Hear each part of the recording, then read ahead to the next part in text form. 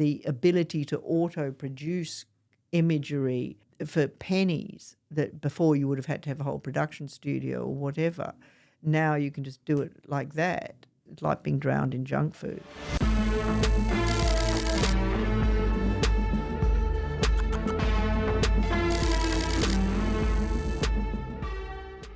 All right.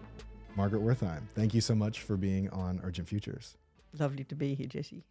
I am convinced we are going to have an extremely high level and wide-ranging conversation. But before we get to all of that, I'd love if you could share your background. Like, who are you and how did you get here? Oh, well, I'm one of those people who was lucky enough to find what I love very early. My mum encouraged my interest in math and science when I was in primary school. And I was lucky enough to have some really great math teachers when I was very, very young.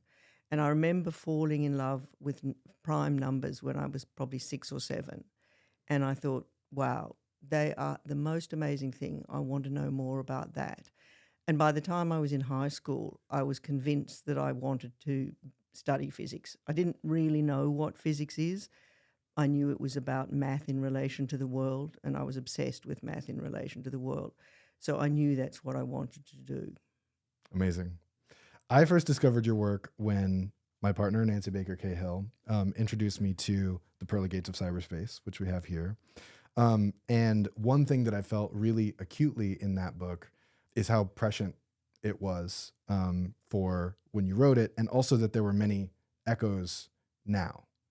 Could you describe a little bit about what the project of the Pearly Gates of Cyberspace is? And then I want to kind of get into reflections on contemporary, culture, technology, philosophy, etc. Well, the book is called The Pearly Gates of Cyberspace. But in my view, the real title of the book is the subtitle, which is A History of Space from Dante to the Internet. And the original reason that I wanted to write the book was because I became very interested as a science writer in the story of how the Western world had come to conceive of the modern scientific conception of space as given to us by Galileo and Newton. And when you read histories of science, it just sort of pops out of nowhere in the late 16th, early 17th centuries, and somehow the world moves from, European culture moves from seeing the universe as a geocentric thing with the sun and the moon and planets and stars going around us in crystal spheres, to very quickly we've got Copernicus and Galileo and Newton and the idea that the Earth is one planet in an infinite cosmic void. It was a huge transition in a very short space of time, and I wanted to understand how that transition had come about. So I started doing research on that subject. What I wanted to understand was the cultural history of Western thinking about space, and that's what the first 2/3 of the book is about. But then the book was written in the mid-1990s, which is when cyberspace was coming into being. And so I thought, well, this is a new conception of space. How do we understand that in the context of how we think about the physics of space? You give the example of Giotto and perspective. And I think that's a really helpful orientation as we're like walking into that subject matter. Could you share a little bit about perspective and what that was communicating, from across arts and technological expression at the time? So one of the remarkable chapters in the history of Western thinking about space is that actually the physicists of the early 17th century, particularly Descartes and Galileo, effectively got the idea of the world around us being a three-dimensional Euclidean space. They actually got that from the artists. So it's an extraordinary moment in the history of the relationship between science and art, where the artists really drove things. And the story goes like this. So in the Middle Ages, people did not believe in the idea of empty space, or Europeans didn't believe in the idea of empty space. And that's because they had an Aristotelian way of thinking, and Aristotle believed that empty space was that it couldn't possibly be. And so philosophers and the people who we might think of as proto-scientists in the late Middle Ages said, no, we can't have empty space. We can't think like that at all. So physics, the development of physics wasn't really going anywhere. But what happened is that the artists from Giotto on, so Giotto was painting in the early 14th century, started to believe that God had created the world according to the rules of Euclidean geometry. So if art was to convey truth to the world, to the viewer, it had to represent space the way God had made it, which meant Euclideanism. So from Giotto on, artists wanted to paint figures within the context of Euclidean space, which ultimately meant they had to start learning the laws of projective geometry, which they did, and they became, by the 16th century with people like Raphael, they became incredibly good at representing the world on a canvas in front of you. So you'd be standing in front of the painting thinking, oh, look, it looks like I'm looking into a room beyond that wall, where it looks like everything is beautifully proportioned and beautifully set up in a three-dimensional room beyond the wall. And so psychologically, people were given the experience of, it's like, I call it medieval virtual reality, that people were actually given an experience of what it might be like to think about or see or feel three-dimensional Euclidean space. And it's that, what I argue in my book, is that psychological transition actually is what overcome the philosophical resistance and set up the conditions that European people could say, oh yeah, the idea of a three-dimensional Euclidean void being the space of reality, that's actually cool because we can sort of see it in front of us. And so then you have the idea of, well, I can paint a room like that, or I can paint a whole, town, a representation of a town square like that. But if this three-dimensional Euclidean space goes all around us here on Earth, how far does it extend? Does it extend beyond the Earth? Does it extend to the moon? Does it extend to the sun? How far does it extend? And that's the beginning of the trajectory towards what we now recognize as the Newtonian conception of space. So it's really true that artists got there first. Shout out artists. Shout out to artists. So some people might hear space and think of that as a purely mathematical or scientific concept. But of course, as you're describing, there's something more culturally at play in our understandings of space. Since time immemorial, human beings have wandered around in the world. I'm moving around here. I achieve that without any representation of space. So what we're talking about here is that people wanted to have a representation of space. So prior to the development of perspective, European art wasn't interested in conveying the verisimilitude of objects in physical space. Early medieval art was what's called iconic, that people, like if you see in early medieval painting, a great way of explaining it is that the beings in the painting come in different scales. So humans are painted very little, angels are painted on a bigger scale, and then Christ is at the biggest scale. And that's because what they're doing is iconographically representing the moral stature of the various categories of beings.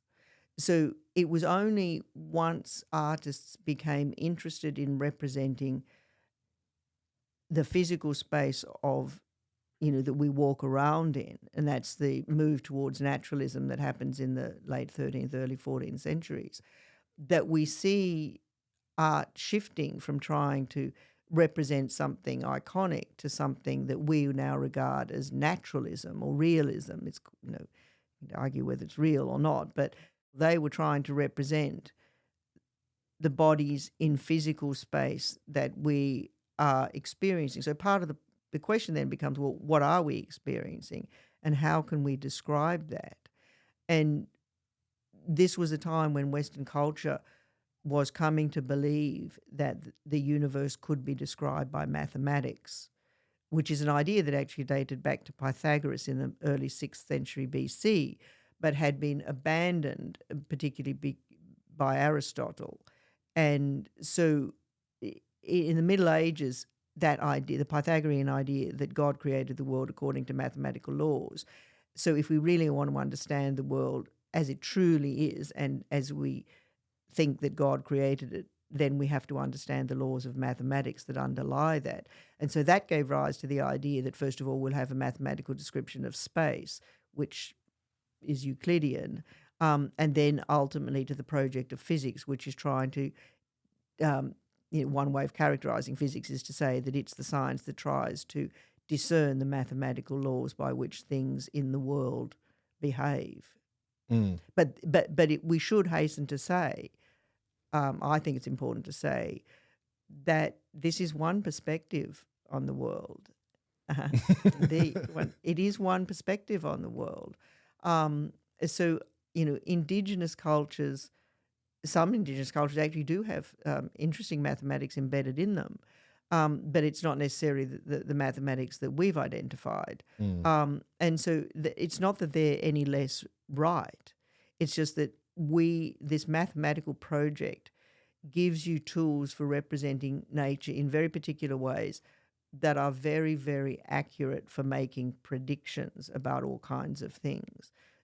So, very simple example, if I want to fire a cannonball, if I'm a feudal lord and I want to fire a cannonball and get it to hit my neighbour's castle as opposed to miss it, then it helps to know something about the physics of cannonballs.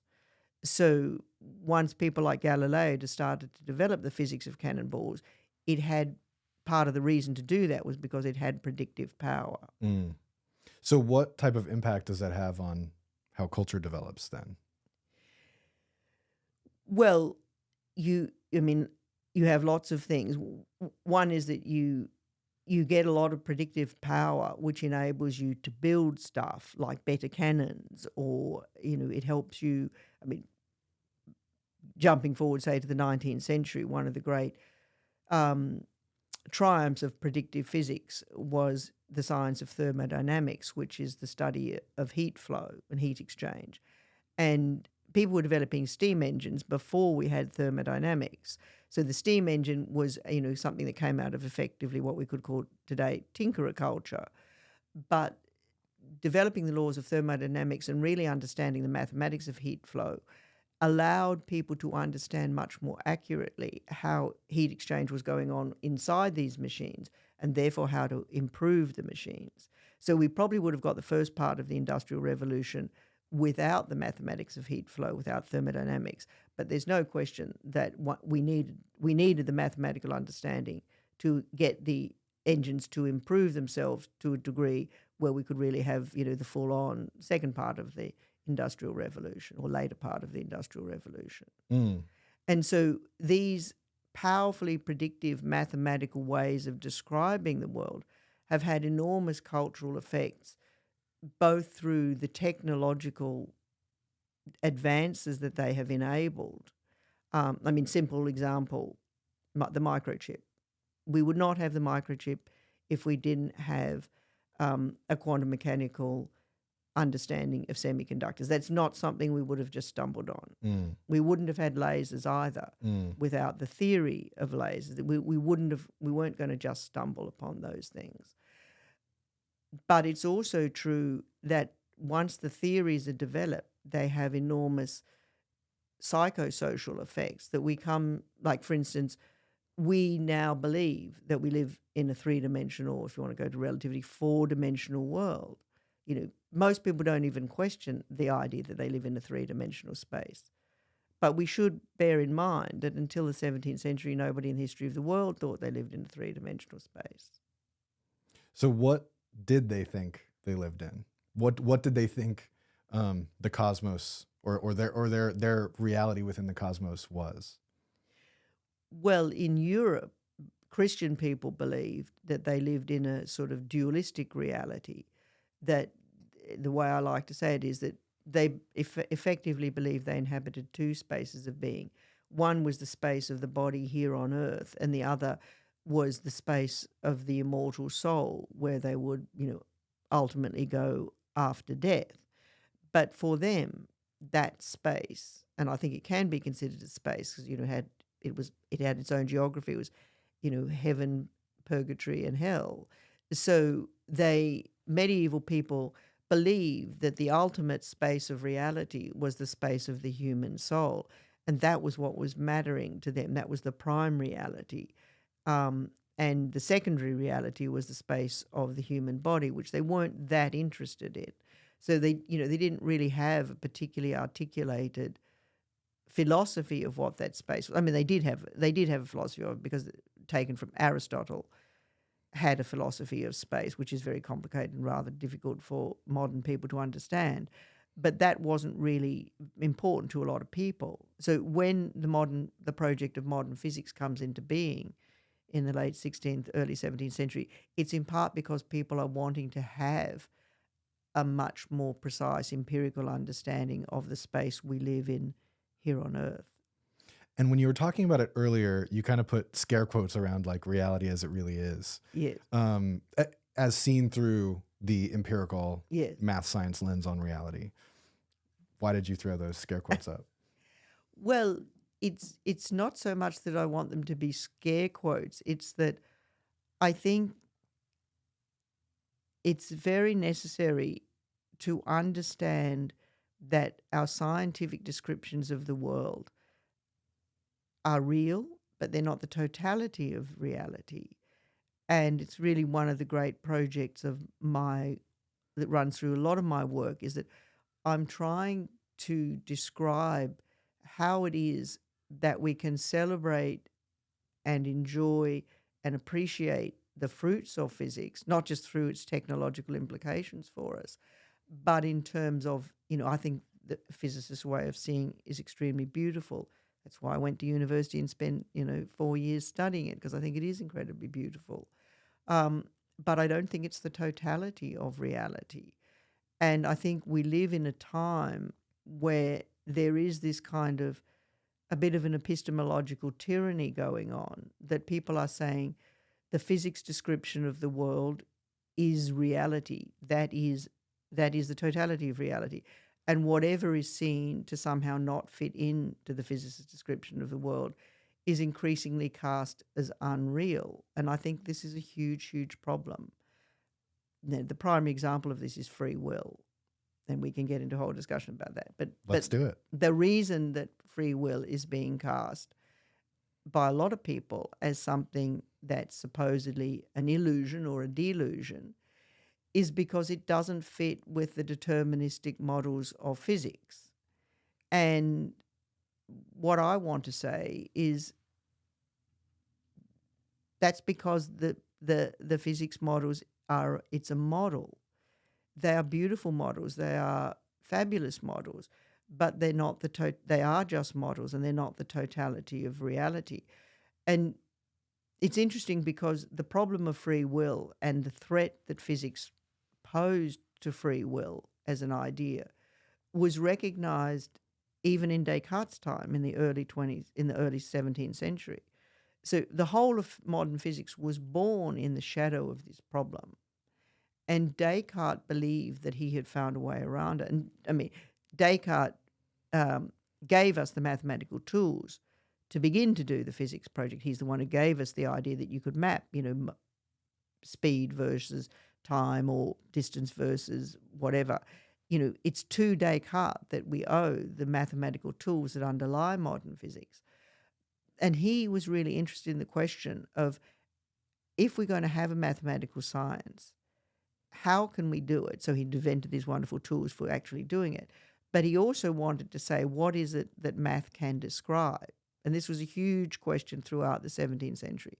What is it that we can describe through mathematics, and what can't be described? And Descartes was the one who gave the answer that kind of got accepted by everybody in the 17th century, or most people in the 17th century, which is that he said math can describe the motion of objects in space and time. And he had a word for this. He said that is the res extensa, the extended realm of matter in motion. But because Descartes was a Catholic and believed very strongly in the Christian soul, he said there is another part of reality, which is, what we can identify as what the medievals were interested in too, the realm of the human soul, the realm, and we would also have to say in modern terms, the realm of the human self. And that can't be described by mathematics. And he called it the res cogitans.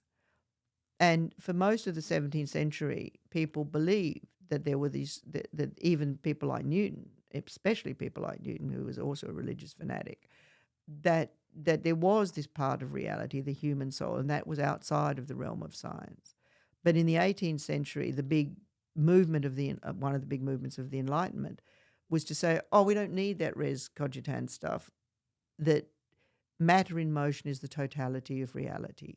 And anything that can't be described as matter in motion is just a secondary byproduct or illusion of the true reality, which is matter in motion. And we've been stuck there ever since.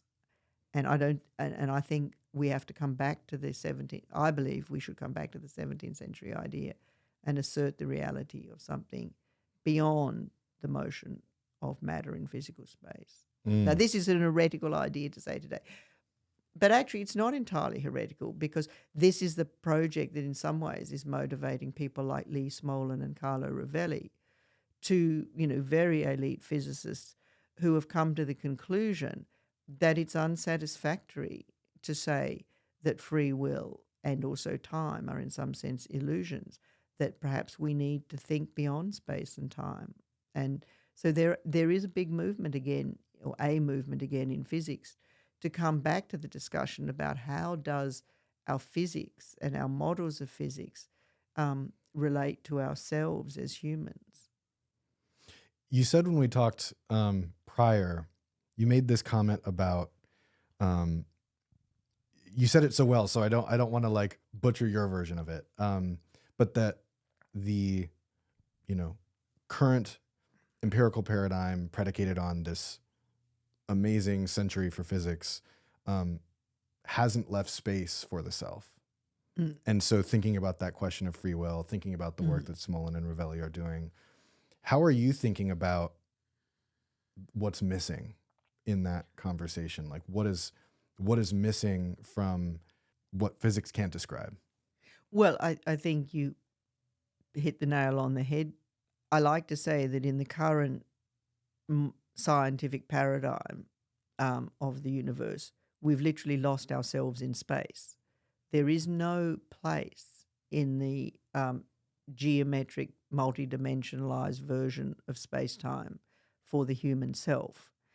And that's because this geometricized version of space that we've developed from Newton, now with relativity saying 4 dimensions, and attempt to say, with string theory to say 10 or 11, that what that paradigm describes is a space which contains matter. And so all matter, or even if you want to think about matter in terms of fields, like Sean Carroll does, still the space of reality described by relativity and its extensions with things like string theory describes a space in which matter and fields exist as physical things. And that's great. And we've got a hell of a lot out of that. But there is literally no place in that universe for the human self, because the human self isn't something that's described in terms of matter or fields. And so that description of the world simply can't contain a lot of things that I would like to assert are real, the human self, free will, love, pleasures, none of these things, pain, joy, none of those things are locatable in the geometrical construct of modern physics. And I don't think that that's a failure of physics at all.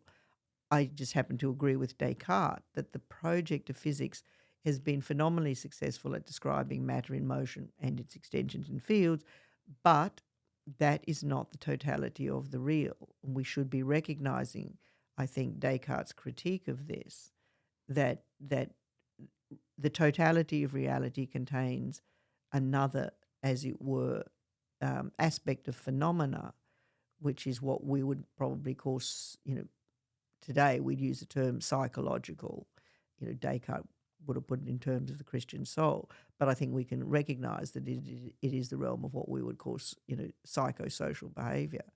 And I just don't think that is, I don't think physics can ever help us with that. And I don't think it should be the goal of physics to help us with that. And it's not a failure of physics. It's just to say physics is brilliant at describing part of reality.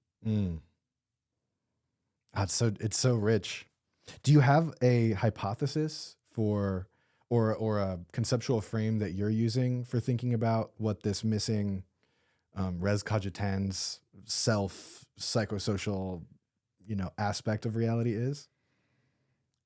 No, I don't personally have a theory about what that should be. I mean, one could say that this is what the social sciences and the psychological science, this is what psychology and sociology and anthropology are trying to describe, is the realm of human behavior and of social dynamics. And that's what I think is the path of this. To recognize, as was recognized for a long time, the importance of those social sciences as descriptions of real things too. And so I don't think that we need a new theory. I think what's happening now is that the social sciences and humanities are under extreme threat, in all kinds of areas of our society, including being defunded in universities and colleges and the academic world. And I think that's really, really problematic because, what's happening now is that, particularly with the rise of big data sciences, there is this kind of mythology, crushing our society now, that the only modality of real scholarship, real truth, is data-driven, which is an extension of the physics model.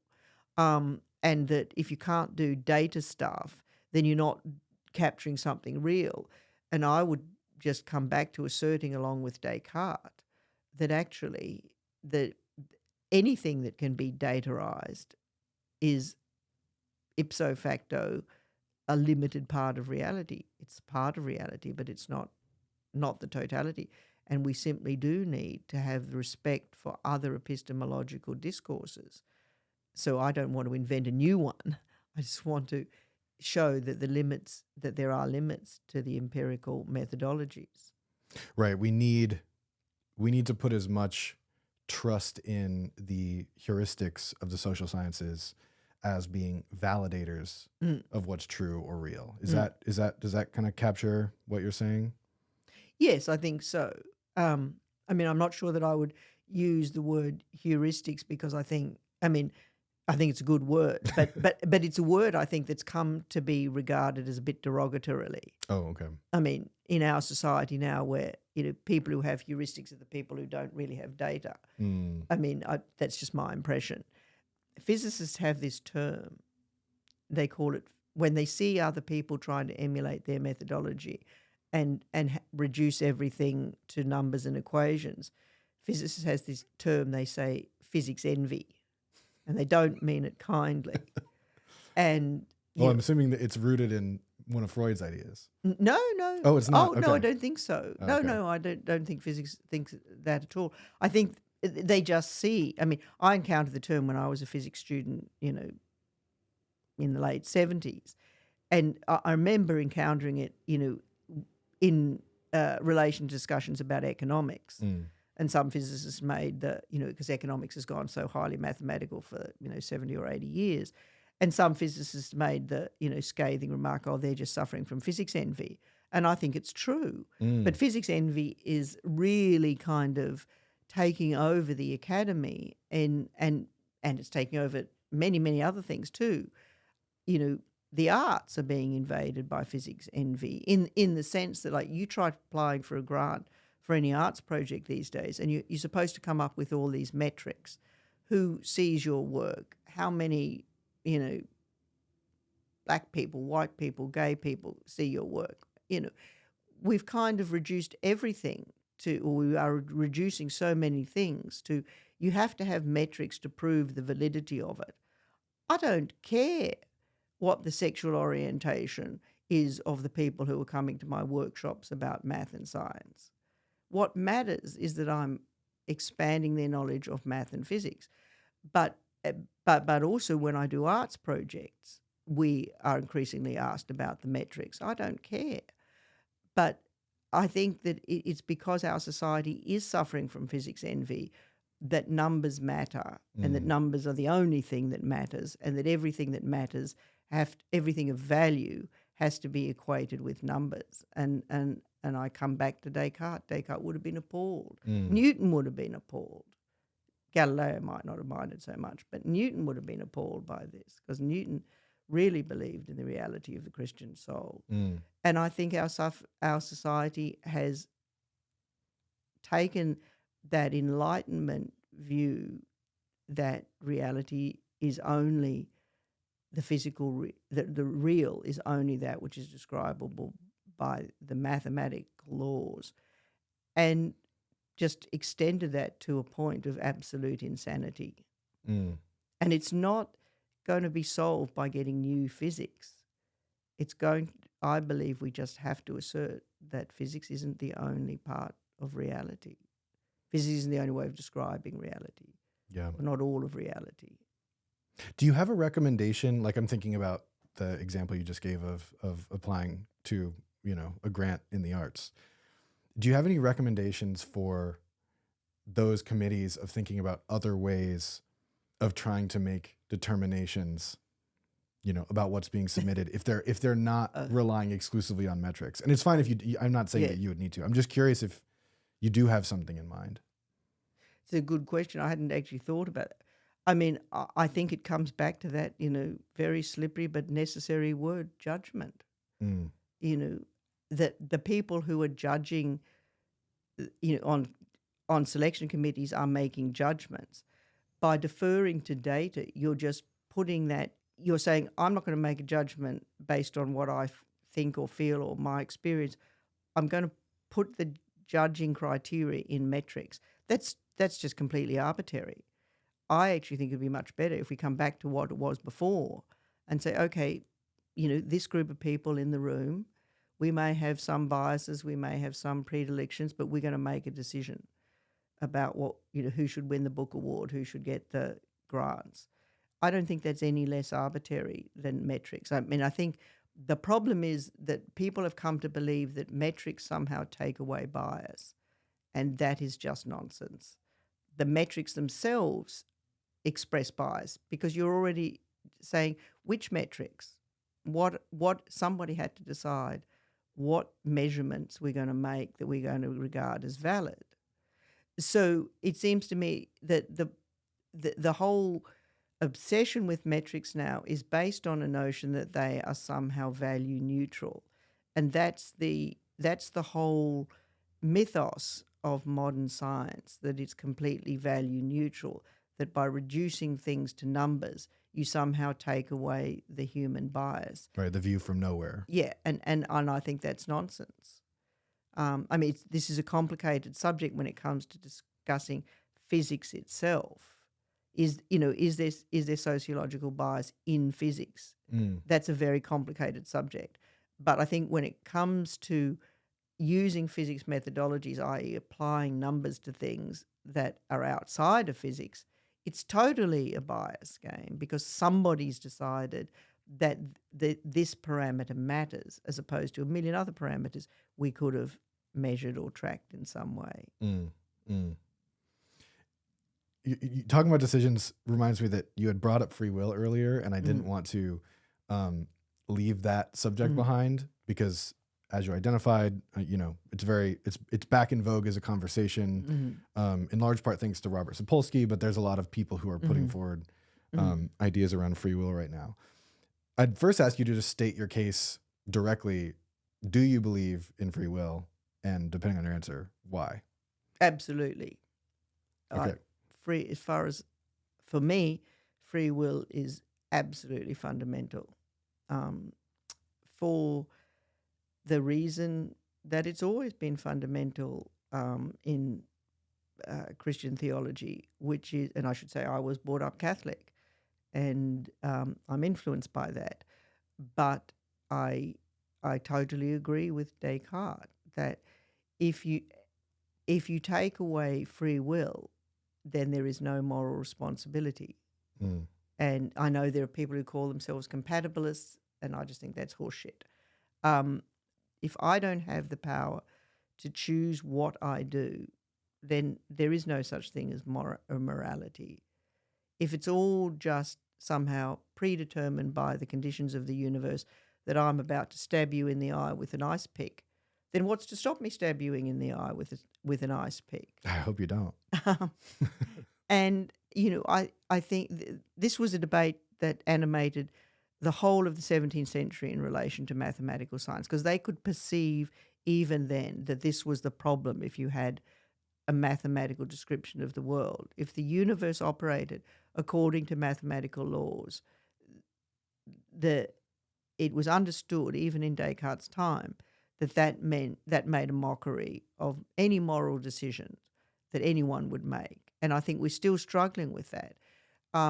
And for about 200 years, we kind of just pushed the argument under the table.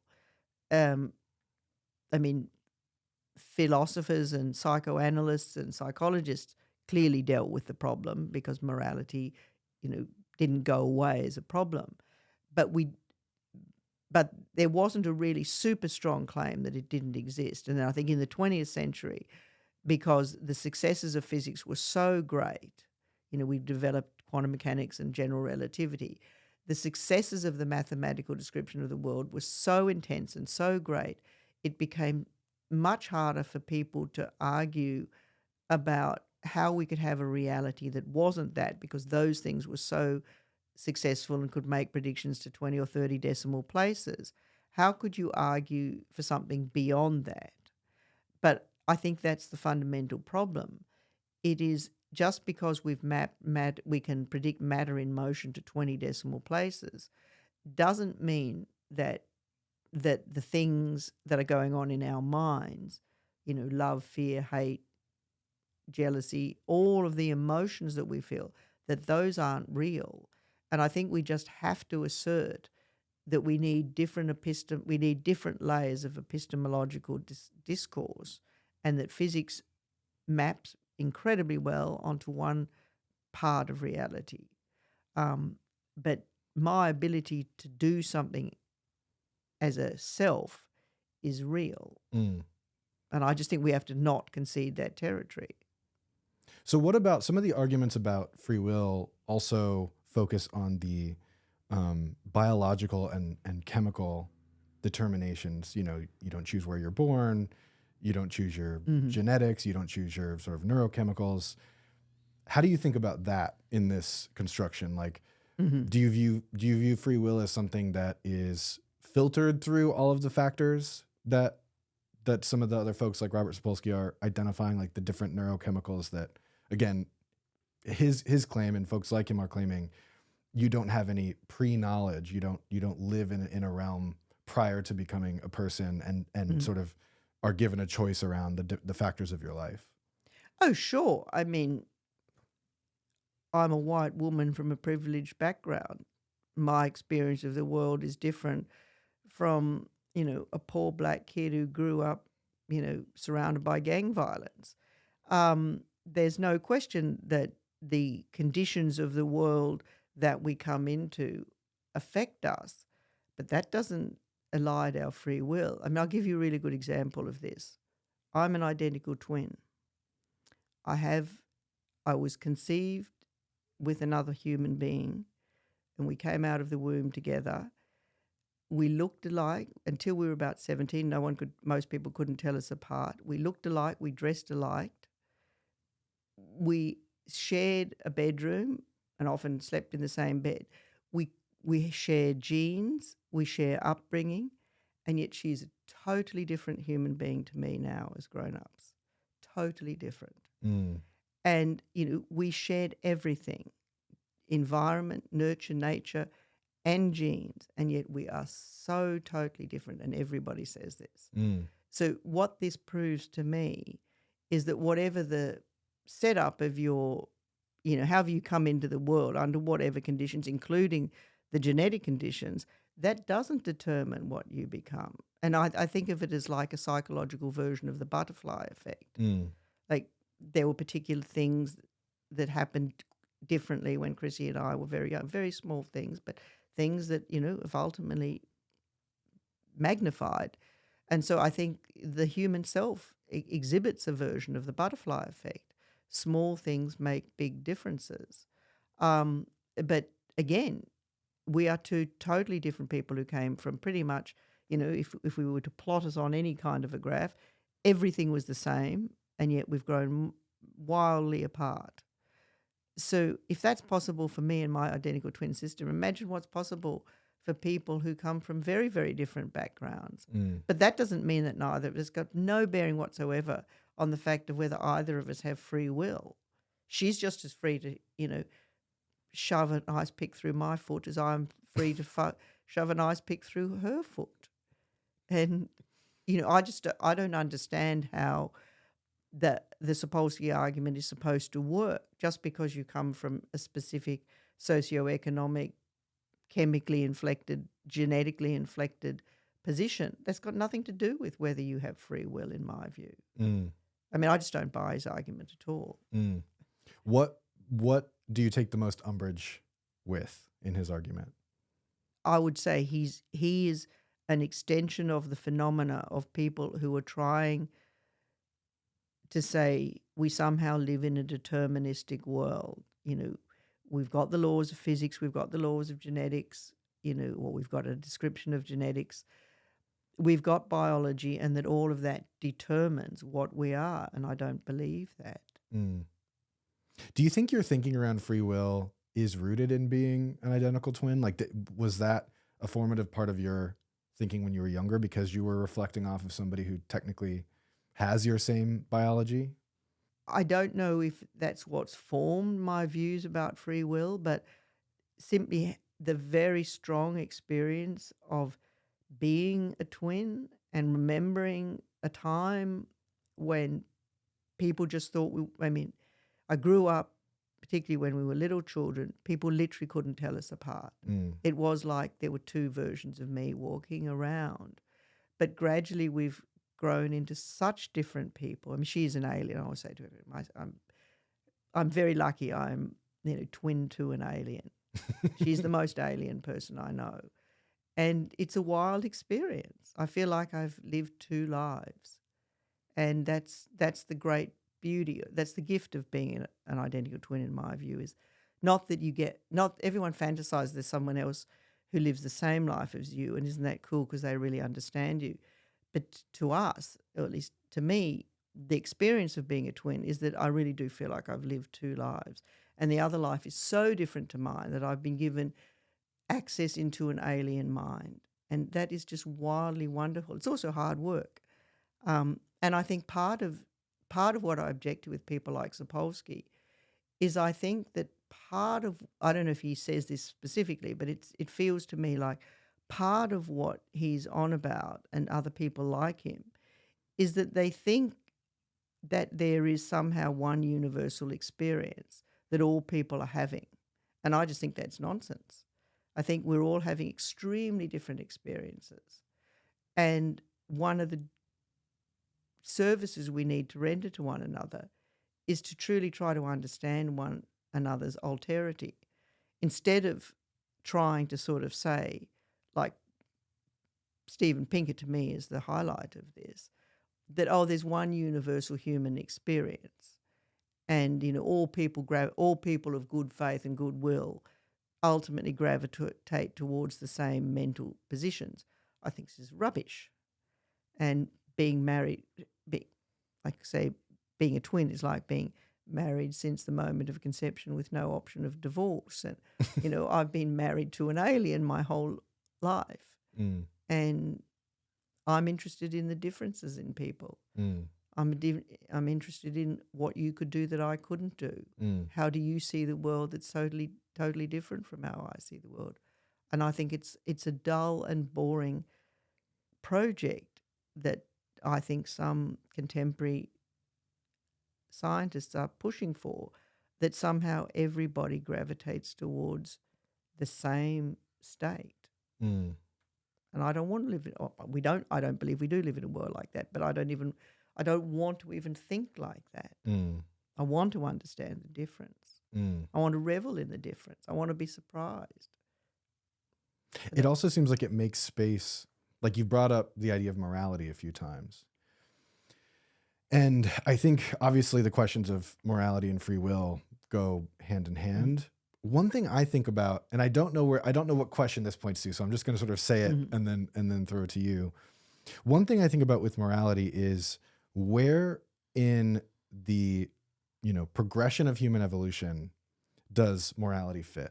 Like, do animals that, whatever we might say about their intelligence or consciousness, that don't exhibit self-awareness or a reflexive ability to evaluate, to establish a moral position, if we believe that at any point in time in the progression of evolution to us, that we were that or were something like that, then at what point does morality enter the picture, and like, what do we do about that? And that comes to mind now because I feel like there is something important there around the way that we, you know, create and share reality with each other, the values that we establish in reality. So yeah, I just want to open up that kind of can of worms around morality and how you're thinking about that from that evolutionary kind of viewpoint, but also what does morality mean for us contemporarily? I know a lot of people are trying to address that question of when does morality come into being historically. I would just say, personally, I'm not interested in that question. And it's just, there's a lot of things to think about in life, and that's not a question that particularly interests me. And I'm not really sure why it does interest so many people. I'll just give you a simple example of something. We have cats at home.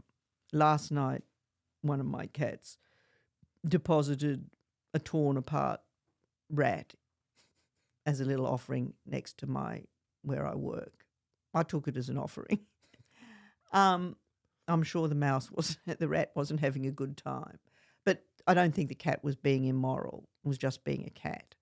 But, you know, anyone who's got animals know that sometimes they do know they're being naughty. You know, they do things that sometimes, you know, they're slinking about because they absolutely know they've done something naughty. They know exactly what they've done that's naughty. So animals, it seems to me, at least cats and dogs, I haven't lived with dogs, but cats and dogs at least seem to me to have some conception of when they've done something that could be considered naughty, which is, you know, some version of immorality. But where does it come into being, you know, fully fledged as a human concept? I don't know, and I don't really care. I'm interested in the question of how we deal with it in our own lives. I mean, did Neanderthals have morality? I neither know nor care. I'm interested in the human beings around me now and how we treat one another.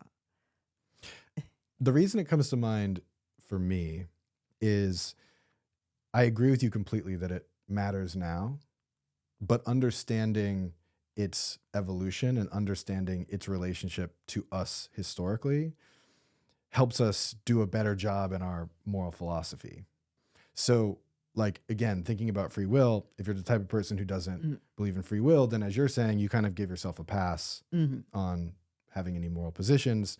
And if you're a Catholic, your moral positions are somewhat prescribed by the faith you profess. And I feel like all of those pieces are influenced by what we think about morality being. Because, you know, you take somebody on the no free will side and they might view morality as a construct within a deterministic universe. Versus if you believe that it, you know, enters the equation 50,000 years ago versus, you know, that there's, you know, morality among bacteria, then those are like different ways of thinking about that issue. So, well, I think I think you're pointing out something interesting. There's two separate questions now that what you're saying, Jesse, makes me think. So one is there are people who are interested in the question of when did whatever we call morality come into being in the course of the evolution of life on Earth. And, you know, do other animals have, you know, do chimps, do dogs, did Neanderthals have some conception of morality?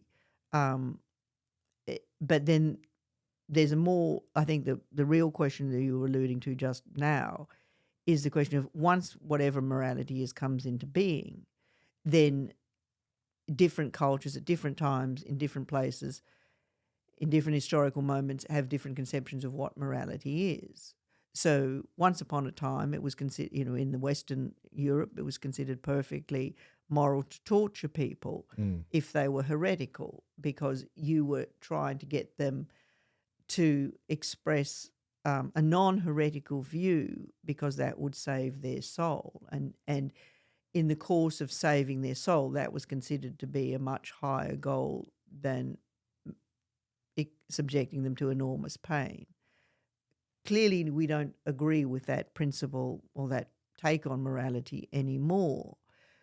Lots of things, even positions on morality have changed radically in my lifetime. Gay marriage wasn't allowed, until 20 years ago. That was considered a moral stance. And now we don't think it's a moral stance to deny gay people the right to marriage. So morality, or society's conceptions of morality, are constantly in flux, as they should be. But so I think we can discuss the historicity of morality and what was considered moral in the 14th century or the 17th century or the 1970s versus the 2024. So morality isn't a static thing, and I don't think it's I think it will always be a dynamic and influx movement. I mean, look, we're seeing the rise of the right all over the world, and things that a lot of us consider to be absolute premises of moral behaviour are being trampled on by the new right, and we could easily see the rollback of what we consider progress.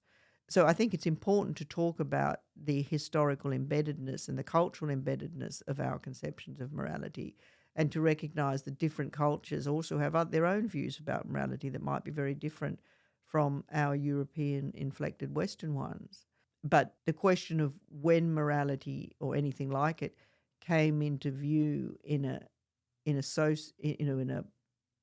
evolutionary sense, I'm not personally interested in that question, except for this, that I think that when you look at a lot of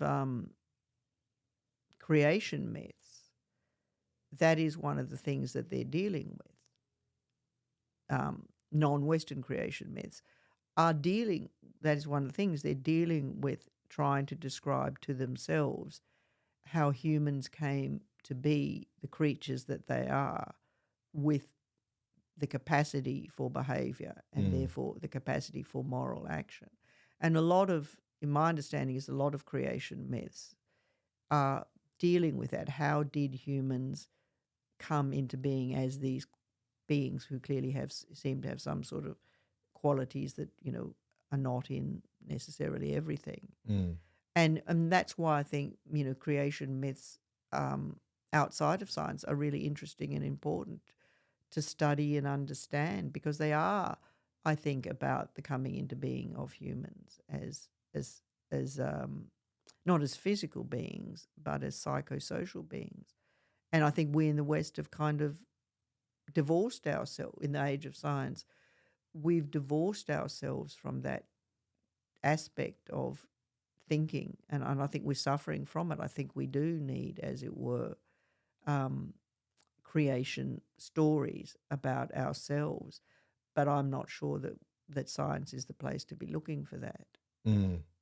Which is a perfect way to loop us back to Pearly Gates of Cyberspace, because in the second half of the book, you're walking us through how we got to this point and how the way people were thinking and talking about life online, cyberspace, how they were talking about that in breathless utopian tones. Let's start there. Could you share about that? So I just want to start by making a really little comment that in the 90s, when I wrote my book, there were two terms that had both been coined by sci-fi writers. So Neil Stephenson had the metaverse, William Gibson had cyberspace, and I very consciously thought that cyberspace was the better terminology. Can you say why? Yeah, because I think that metaverse comes across, I think, as Neil Stephenson meant it, as a kind of constructed product, whereas cyberspace, I think, gets to me, kind of articulates a kind of deeper concept, which is that when we are doing things either online or in headsets, that we are having an experience, and we are, one of the things we are experiencing is feeling as if we are interacting in another world that isn't just the world of our physical bodies.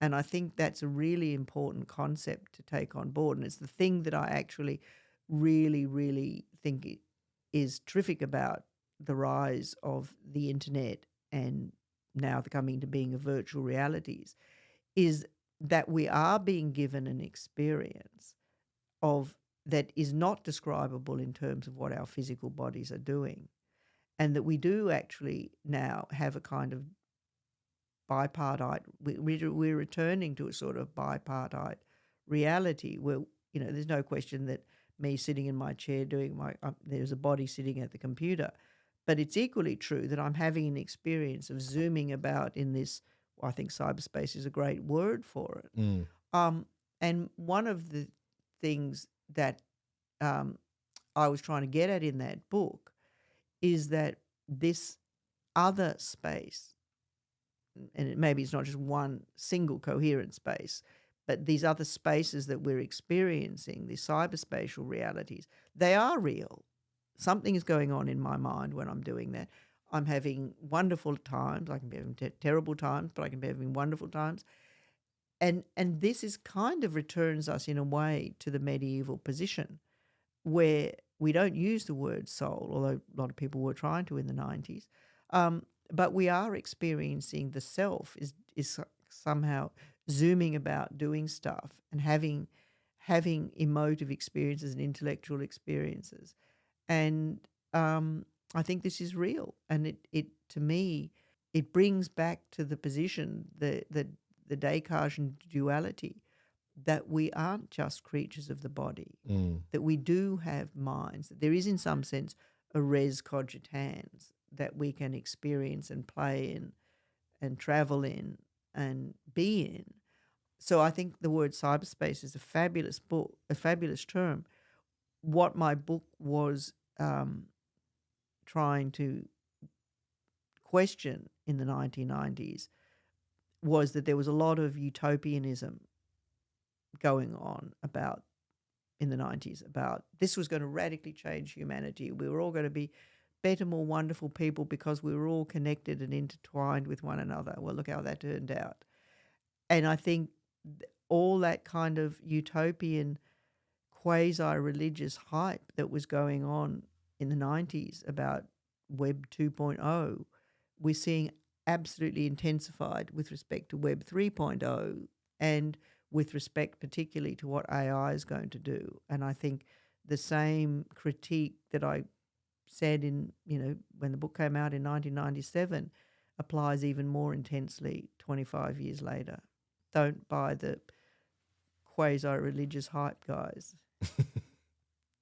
When the web first became available in the 1990s as a widespread product, service, whatever, it was reasonable to be naive about the transformations of society this might bring about. Suddenly you could easily communicate with people across the world. You could have groups of like-minded people who never met and were dispersed across the globe, but who could get together to discuss, whatever. And that was a good thing. And it was, I can remember what it was like to be a journalist before the internet. The net's made my job so much easier in so many ways. I can get access to so much material. I can get access to people online that would have been very, very difficult before the net. And I remember I had to do it. But I think it was very, very, it was also naive to think that these technologies were going to change us fundamentally as beings and suddenly make all of our shadow sides disappear. We weren't all just going to kind of dissolve into peace and light and harmony, which is what some people were saying back then. And I think that's what we're hearing again now, particularly from the AI crowd, that AI is suddenly going to transform us into these magical, all-powerful, all-benign people. And I just think the internet has proved this to be not so. why do we keep buying into this dreadful utopianism about science? And it's not just naive anymore. It's willfully blind. I think the first time round we could have been accused of being naive. I think this time round, when we've seen all the problems that come with the net, as well as the good things, it is just it's willful blindness of a character that I think is really destructive. Because of course those ideals could prove true in a different socio-cultural, economic context, but we just don't live in that context. Yeah, I mean, it's like all technology. We could create a different world, but there are so many. Come back to the what Robert Sapolsky is pointing to. There are so many conditions in our society that are there and that are very strong. Inequality, immense inequality. Some people have got access to immense resources, and so many people have, struggling for even the basics. That immense inequality is going to shape how we use technology. Does that mean we could use technology to reduce the inequality? Sure, if we had the will to, but I don't think we have the will to. And we are yet again handing the power to people with immense resources who clearly don't want to share the power. They may want to share the technologies they produce with the rest of us, but they sure as hell don't want to share the power to shape that technology with the rest of us. Do you see anything about, like, you referenced how what's currently happening in the AI hype cycle is echoing a lot of what you observed in the 90s. Is there anything you're seeing about this hype cycle that is demonstrably different or even more intensified, or, some folks would say the stakes are much higher? Like, are there any pieces that feel unique to the moment? Well, I think the thing that is different to what was the case back then is that the amount of resources to get into the game at all is vastly magnified. When the net was coming into being, who had any idea which companies would win out or not? Because it didn't take that much. It took some resources, but it didn't take that much resources to get into the game. But now with AI, it takes as we're seeing, it literally takes billions of dollars and vast, vast data centers. So you can't get into the game at all unless you can raise on the order of $10 billion, it seems. And that's just going to preclude almost everybody. So I think built into the foundations of AI now, and I'm not the only one who's talking, a lot of people are talking about this, is built into the foundations of the AI revolution is that it's inconceivable for small people to even get started. I mean, yes, people who've got access to lesser resources can have derivative products, but they can't fundamentally change the game. And that, I think, is really a problem. Right. I remember when I was, trying to launch a startup, the person who was running our accelerator framed it as your fundraising isn't like the end all be all of your company, but it's the shots on goal you have. Like it's how many attempts you have to try to make it work. And so if you live in this context where the incumbents have, literally in some cases, millions of more shots they could take, more experiments they could run, it disadvantages if you're trying to, use the one advantage you have as a startup, which is speed, but it puts you at such a distinct disadvantage if you get that one one hypothesis you want to go test and it's wrong, you might not have a chance to meaningfully shape. But you can't even get into the game to test your hypothesis unless you've got access to billions of dollars to. I mean, they say that the training runs for these AIs, these large language models, that the training runs alone cost you can't even do one for under $100 million. So how is this going to produce a more egalitarian landscape when you have to have, as far as AI is going, you really need $1 billion to even get into the game, if not 10 billion. And if this technology is going to be so revolutionary, then it's only going to be controllable by the people who've got access to that kinds of resources. And I do think that's a new thing in the history of the world. I mean, interestingly, it's not a new conception because the beginnings of scientific utopianism can really be traced to Francis Bacon's book, The New Atlantis, which was published posthumously. But in 1626, The New Atlantis was published, which articulates the first real scientific, the conception of a scientific society. And in the New Atlantis, there are the whole of science is run by 12 people who are referred to as priests, and they're called the Fathers, and there are 12 of them, and each of them presides over a massive, massive laboratory in different things. One's devoted to health sciences, and one's geoscience, and one's optics. And I mean, Bacon articulated unbelievably well so many of the things that have come to pass. But what is so striking, and it's a very short book, and I recommend it to everyone who's interested in science, it could have been written today almost. And these 12 fathers each preside over these enormous laboratories filled with enormous machines that are providing humanity with everything we could possibly imagine, including life-extending medications, new fruits and vegetables. We're doing experiments on animals. We're doing new kinds of communication devices, new optics, new things with optics and sound. It's so visionary in terms of what it predicted. I mean, he pretty much predicts genetic engineering in it. But the real power of the vision, to me, the lesson we really should take from it, is that the whole thing is controlled by 12 high priests who are called the Fathers, and they are they are scientists in the modern term, and they have quasi-infinite resources. And the populace is given everything they could possibly want by the benign genius and innovative skills of these 12 brilliant men. And the populace is supposed to go clap, clap, clap and bow down, not just before the wonderful technological gifts of these people, but the fact that they're such innovators. And I think the hype of that is exactly what we're seeing. And it's extraordinary how much that the tech bros' visions of what's going on today just emulates what Bacon said 400 years ago, 500 years ago. Wow. Okay, so we have Pearly Gates of Cyberspace, still very worth reading today, but you're also working on a new book. Talk to me about dimensions.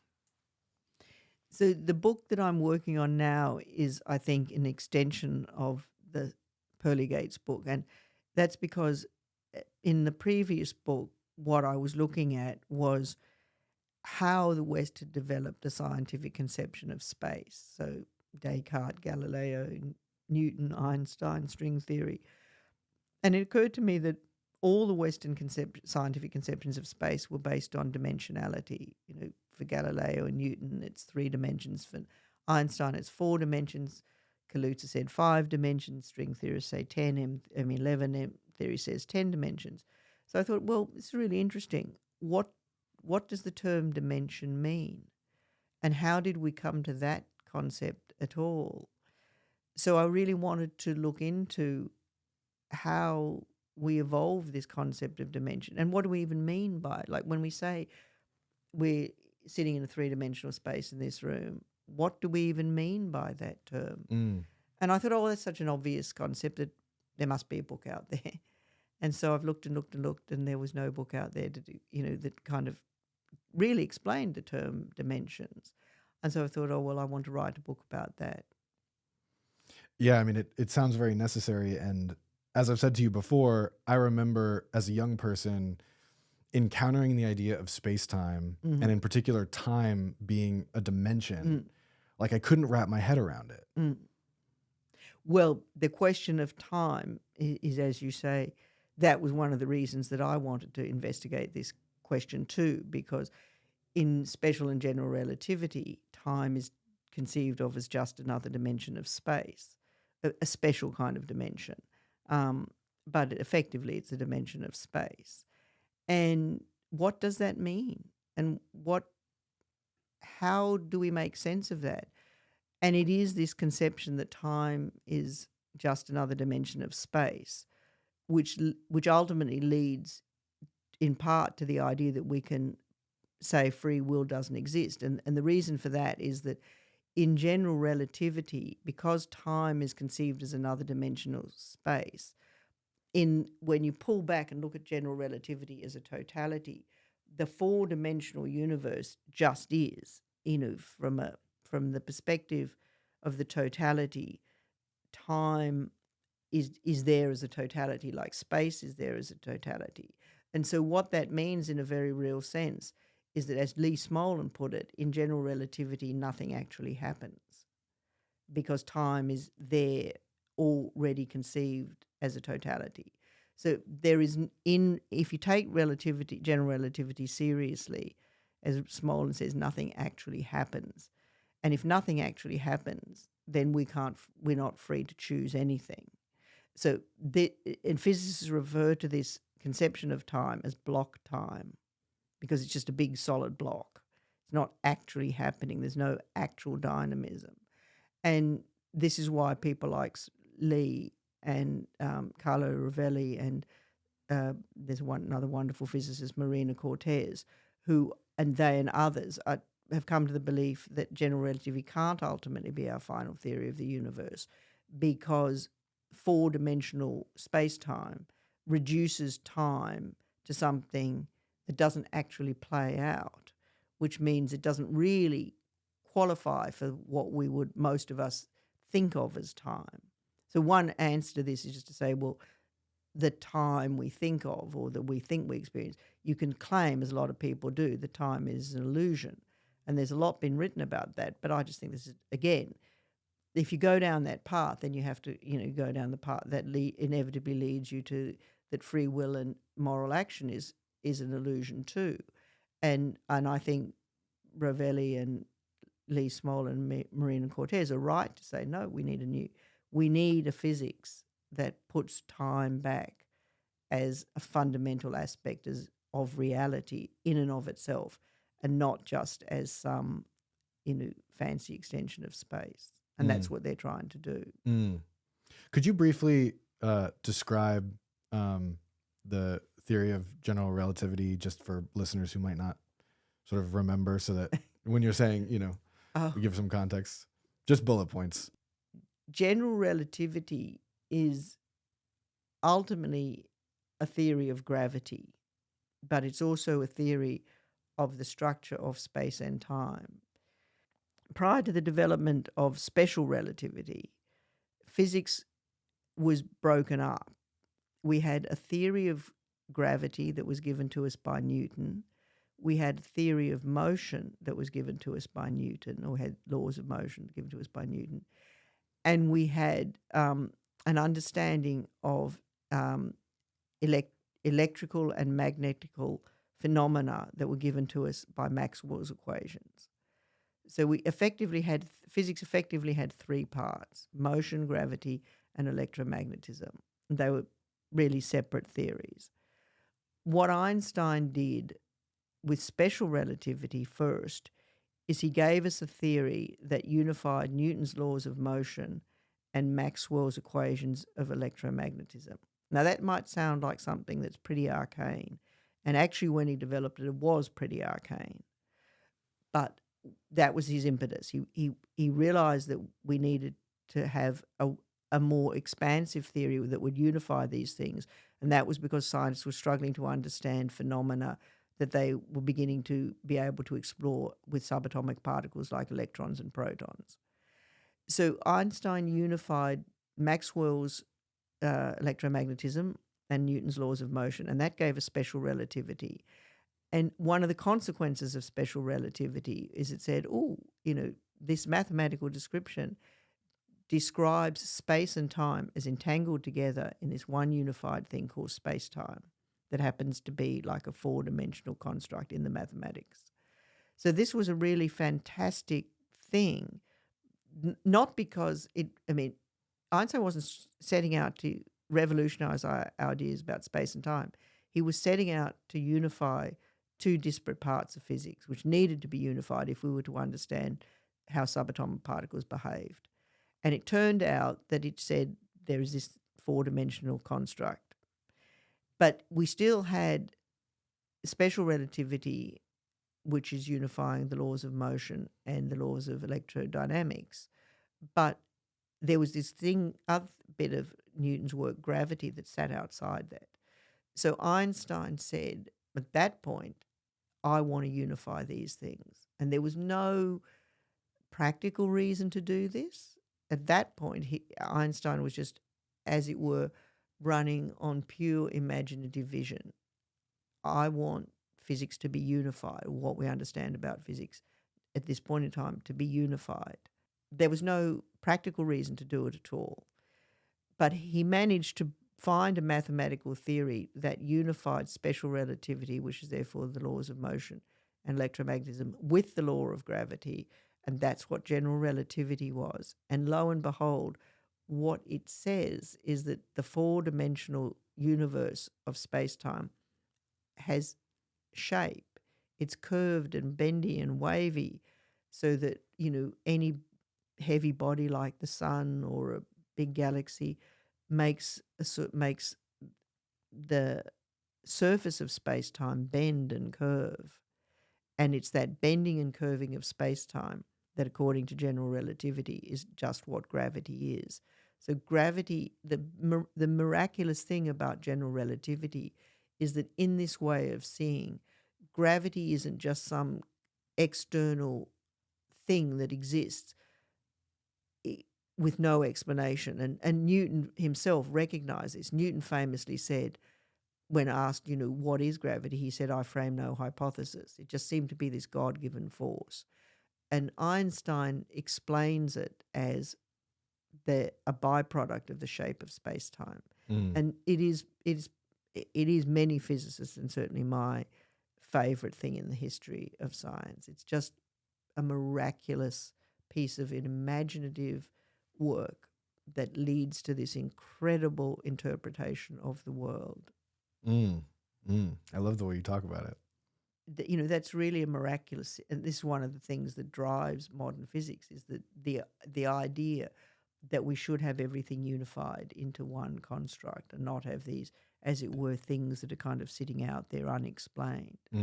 And, this drive, I think, is incredibly beautiful.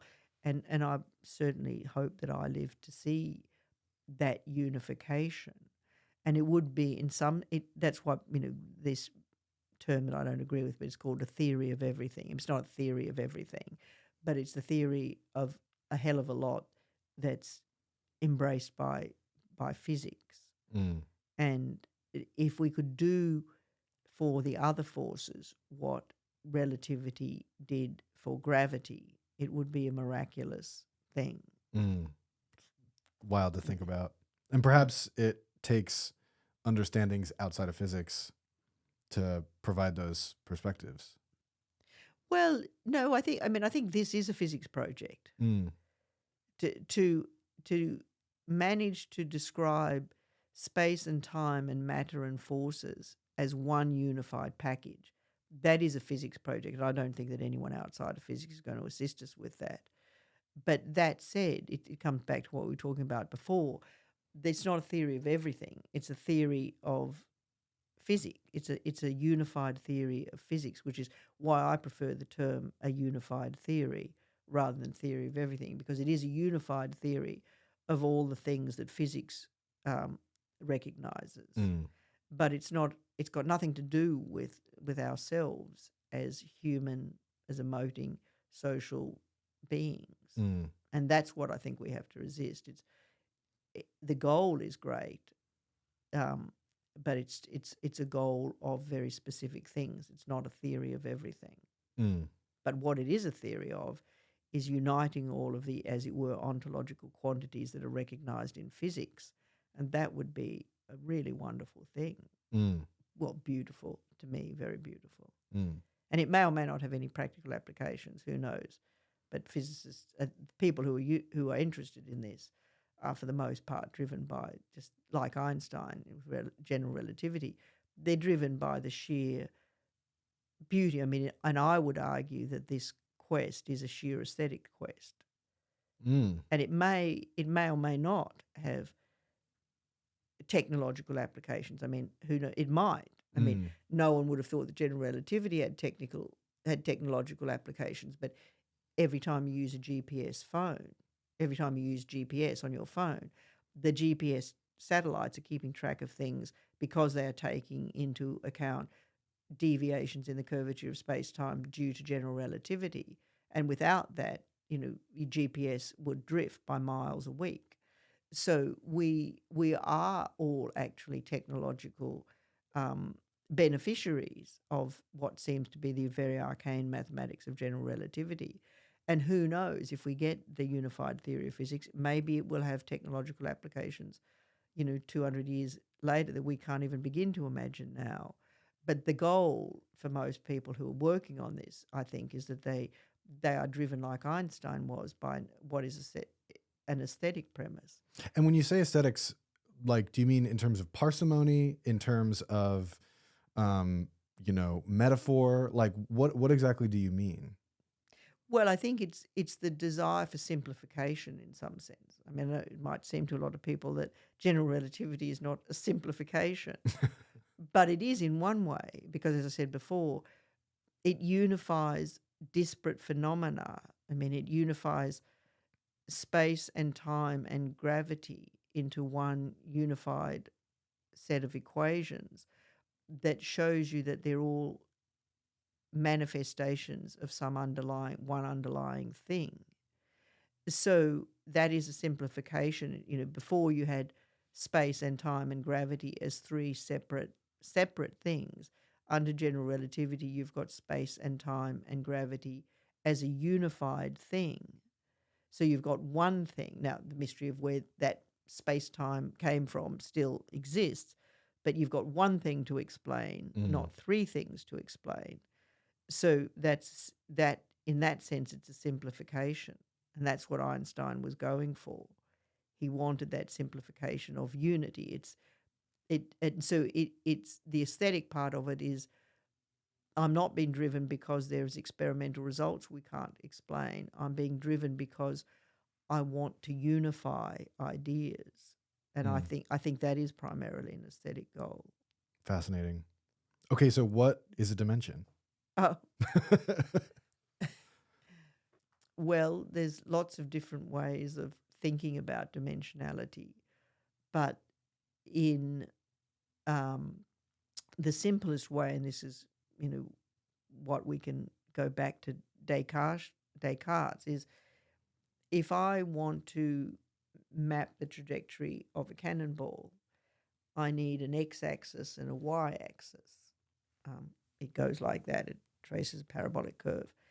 So I need an x-axis and a y-axis. And if I really want to sort of map it in all its possible directions, then I need a z-axis, because it can move this way or that way or, this way. So I need three axes in order to explain anywhere that the cannonball might end up. I don't need any more axes, because every place that the cannonball could be can be mapped out in terms of a three-axial system. And so it's those three different axes that we've referred to as dimensions. And a word that is used in mathematics is that they're orthogonal. And what orthogonal just simply means is that I can't reduce one to the other. So, I need two axes. I can't, for this room, I need three axes to describe where anything in this room might be. I need an X and a Y and Z. I can't do it in a simpler set. So those three axes are somehow, as it were, necessary. And the mathematical word you say is that they're orthogonal to one another. So if you can imagine two axes, and I can imagine three axes in this room, a question arises: could I just add more? Could I imagine a fourth axis, a fourth dimension, a fifth dimension, a sixth dimension? And the answer is, in mathematical terms, yes, you can. You can ask yourself, do they have any physical meaning? And that's a different question. But from a mathematical perspective, I can say, one way of thinking about this is if I can delineate a position in X, Y, Z space I can write little brackets and go an X, a Y, and a Z. And we all do that, learn to do that in middle school where we, map X, Y, Z. And, we say, well, that point over there is, X, Y, Z, 3, 2, 1, and this is 4, 5, 6 or something. So if you can say X, Y, Z, why can't I just add more, as it were, elements to that set and say X, Y, Z, A, B, C, and go on and on? And that's what mathematicians realized at some point, that they could just keep on, as it were, adding more dimensions into their description. And there's huge, vast amounts of mathematics deal with multidimensional spaces. And they turn out to be incredibly useful for all sorts of bits of mathematics.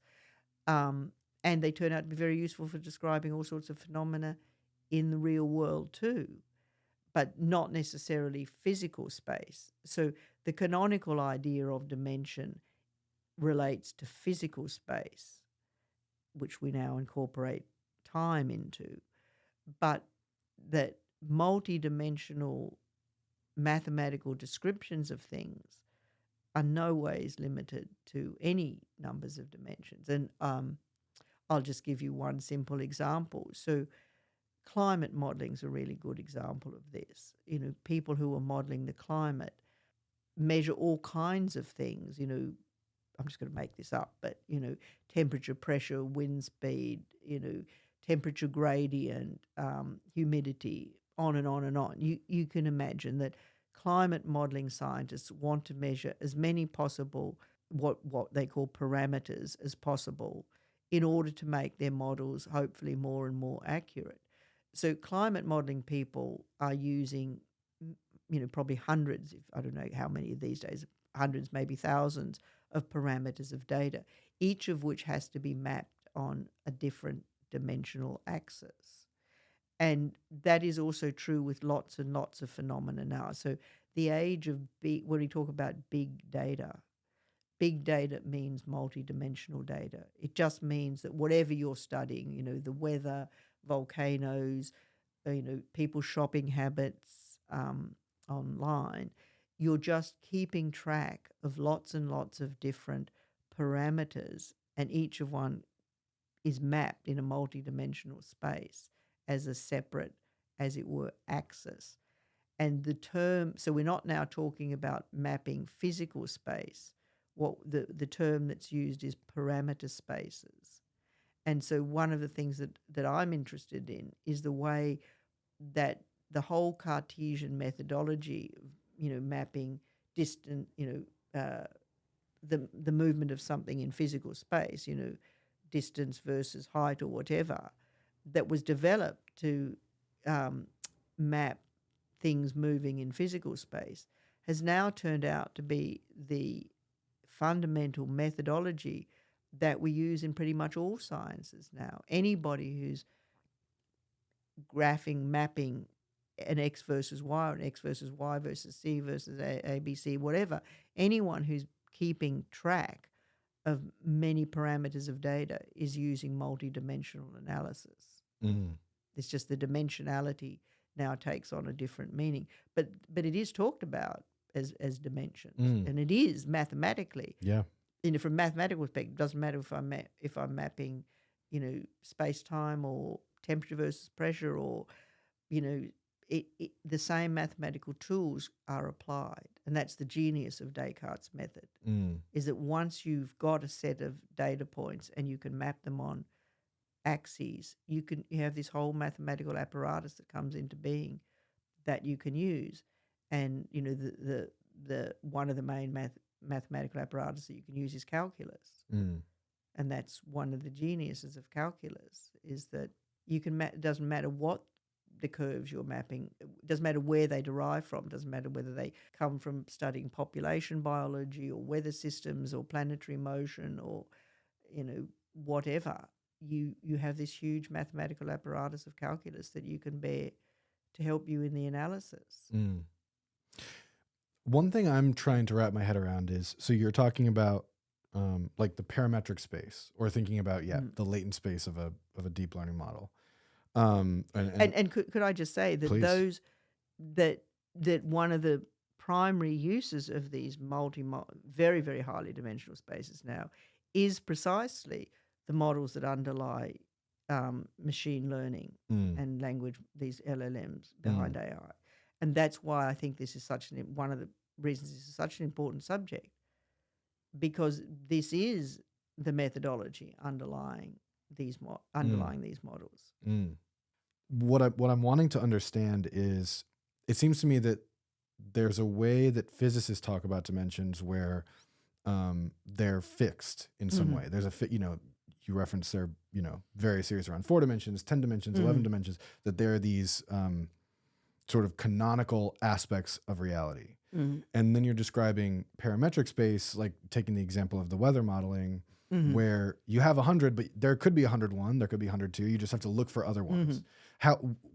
Walk me through that differentiation between being able to endlessly subdivide or endlessly identify dimensions within versus the way it seems like physicists are approaching the question of dimensions, which is that there's a fixed number that refers to a particular aspect of reality that can't be changed and is orthogonal with the others.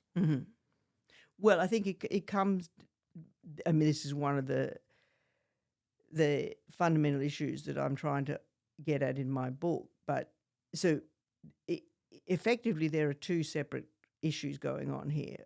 One is that dimensional thinking was developed by Descartes and then applied by Galileo to thinking about matter in motion through space and time. And there are limited dimensions of space and time. But the tools of this kind of analysis can be applied to things that are not space and time or matter in motion through space and time. So a very simple one that everyone can understand is if I'm studying an engine, and you look at the pistons moving up and down, within the cylinders of the pistons, I can map pressure versus temperature. And there are various laws about the way temperature and pressure and volume relate to one another that have also been discovered that are fundamental, that I considered fundamental laws of physics. And we can draw graphs of temperature versus pressure, and those laws are universal. So, but that space of temperature versus pressure is not about physical space, but we are using the same tools that were developed to help us understand motion to understand how things behave in the space of temperature versus pressure.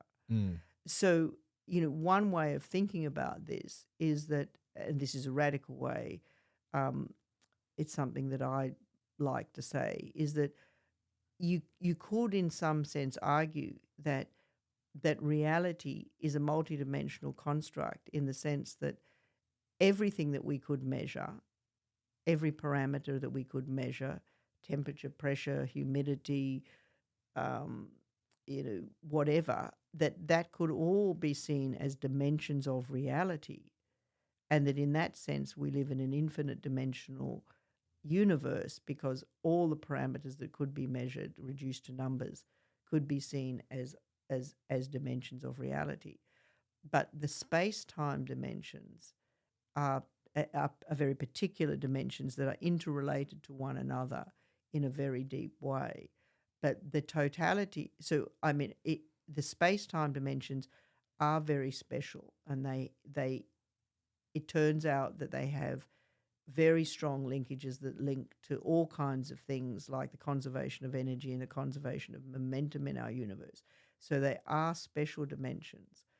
But nobody would argue that, say, the laws of pressure versus temperature, pressure versus volume, that those aren't also fundamental behaviors of the universe. And so one way you can think about it is to say, well, there is all these dimensions of reality out there. If we think of a dimension as something that I can mathematically measure and put into these, models, which we can do. So I would like to, in one way, argue that everything we can measure is a dimension of reality. Well, let's go back to the machine learning Yes. side of things then. You referenced it being a critical way of thinking about what's happening in a machine learning model. What did you mean by that? Well, these machine learning models are, it's an incredible technology, let me say that for a start. It really is an unbelievable testimony to the power of Cartesian analysis that we can do this at all.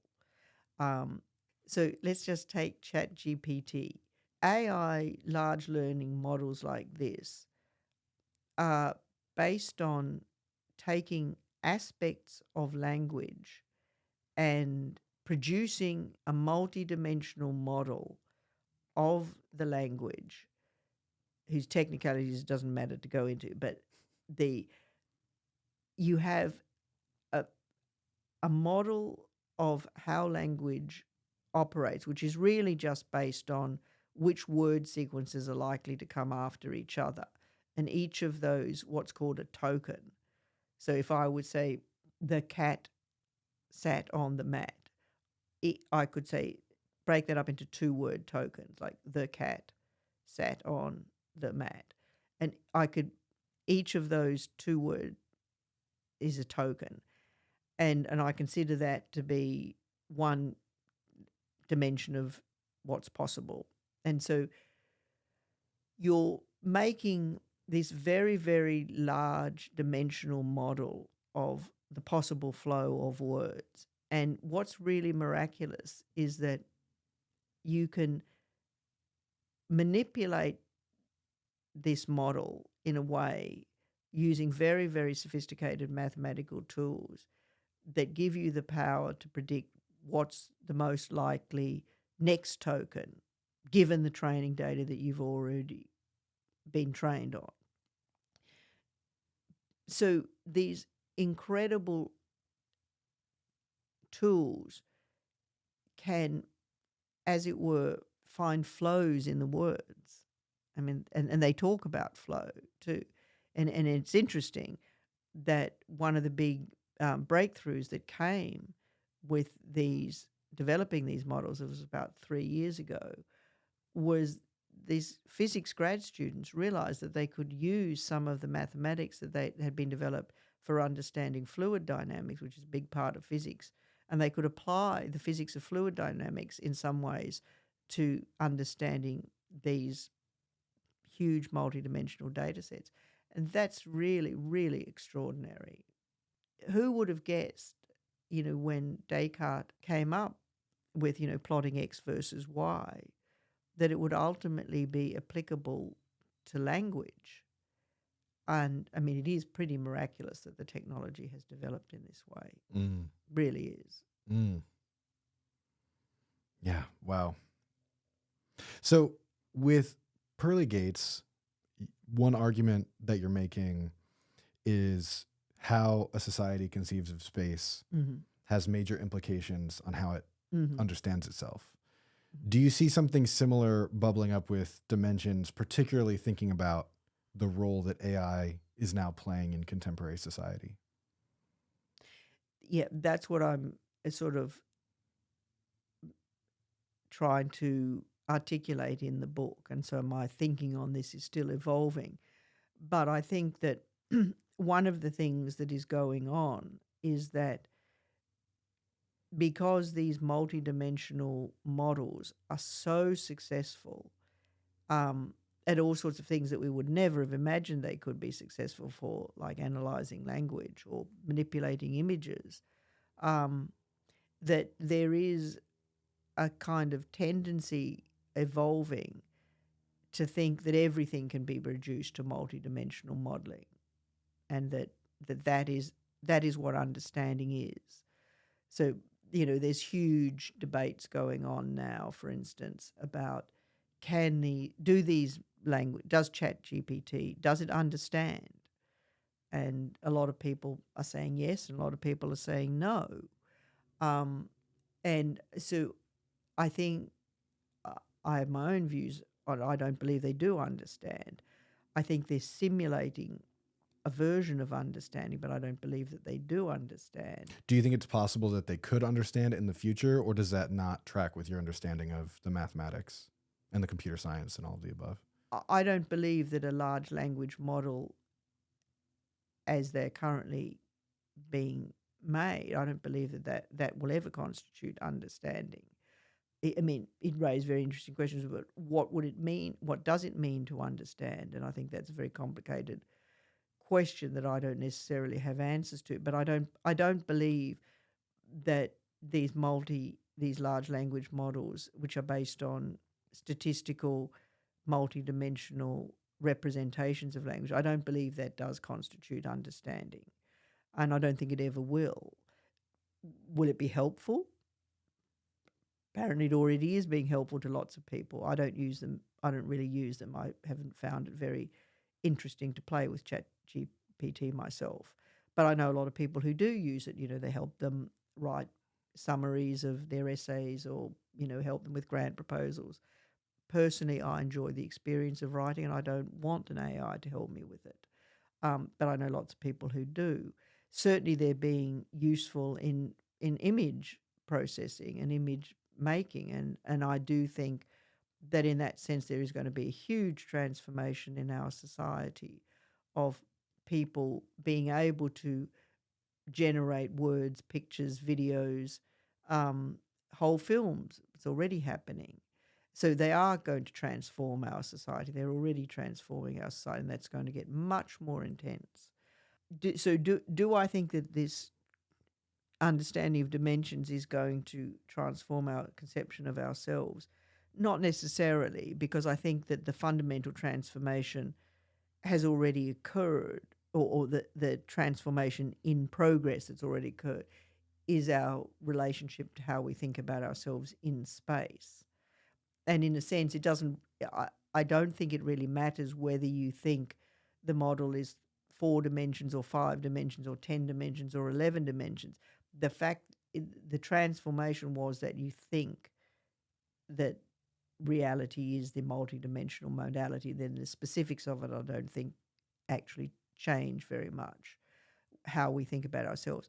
But in terms of the dimensionality thing, I think it matters that we understand this, because I think we are heading down a path of too many people thinking that everything that matters has to be described in multidimensional terms, and that real knowledge is multidimensional knowledge. And the fact that ChatGPTs, etc., are so successful, again, it's like general relativity. Once you've got models that are so successful, it becomes harder for people to argue that success is purely instrumental and not philosophically foundational. And I think that is the problem that I see with these models. The more successful they get, the more there is being a tendency already to say they do understand, even that they're conscious, that this instrumental simulation of something constitutes fundamental state of being, and I think that's wrong. Got it. There's no doubt that ChatGPTs are doing something. They're simulating language to a very high degree, or to a degree.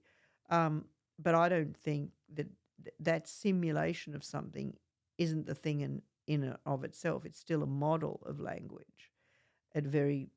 Just like general relativity is an extremely predictive and highly precise model of the interaction between space and time and matter and gravity. But the more precise it gets, the harder it seems to be for people to argue against its primary ontological status, and that's what I want to do. Is I don't want to dismiss it. I don't want to say we should give it up. I don't want to say it isn't a valuable and wonderful thing. I just want to say it's not the totality of the real. And I think the same thing applies to the large language models. They're modeling something. They're not the reality. I don't believe that understanding, I don't believe that what they're doing is understanding. So predictive power is valuable, but it's not the only way that we should be understanding reality. I think so, yeah. Do you have any thoughts around the predictive mind theory in terms of the predictive mind theory of consciousness?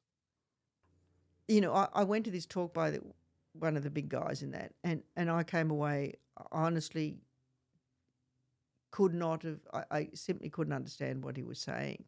And I thought about it, and I thought, you know, I've been writing about science my whole life, my whole professional life. If I'm not an idiot, and I think part of what it is with these theories of consciousness and theories of understanding is that what do we even mean by the terms consciousness and understanding? What does it mean to you? What does it mean to me?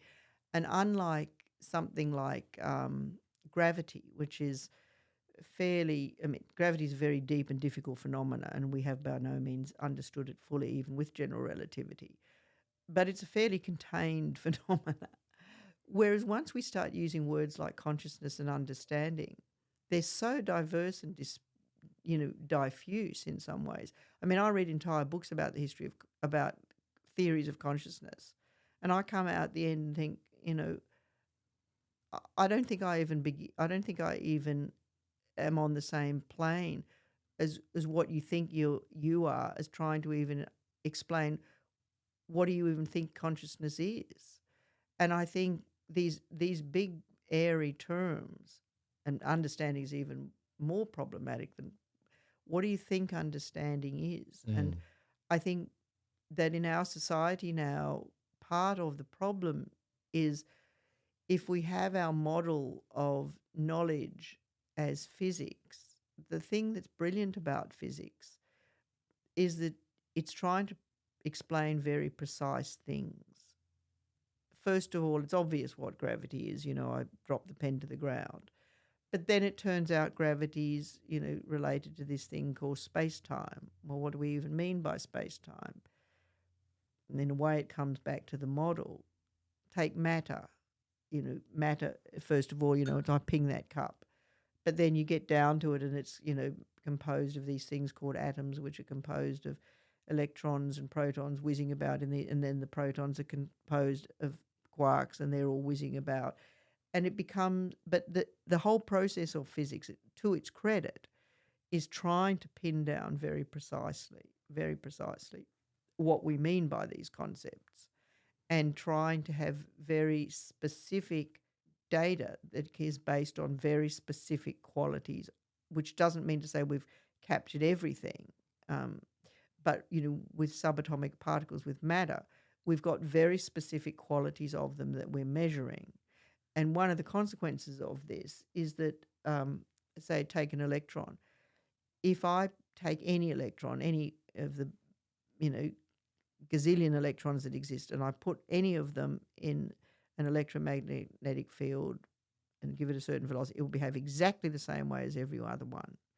No two electrons, I mean, all electrons will behave the same.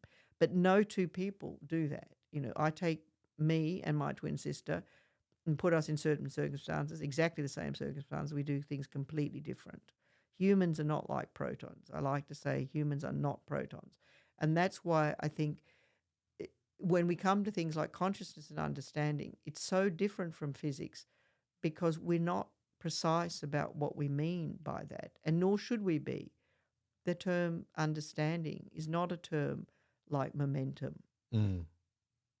And I think that it comes down to a form of physics envy. I think that there is a tendency now in sciences, particularly in the neurosciences, to want to try to precisely have these very precise theories about ideas that are so ill-defined. I mean, I think I like to joke to people, if I had $1 for every book I've read about explaining consciousness, I'd be rich. But that's not true about, say, momentum. Mm. Where does dimensions fit in this? Like understanding the semantics and how specific or loose you would advocate for it being used.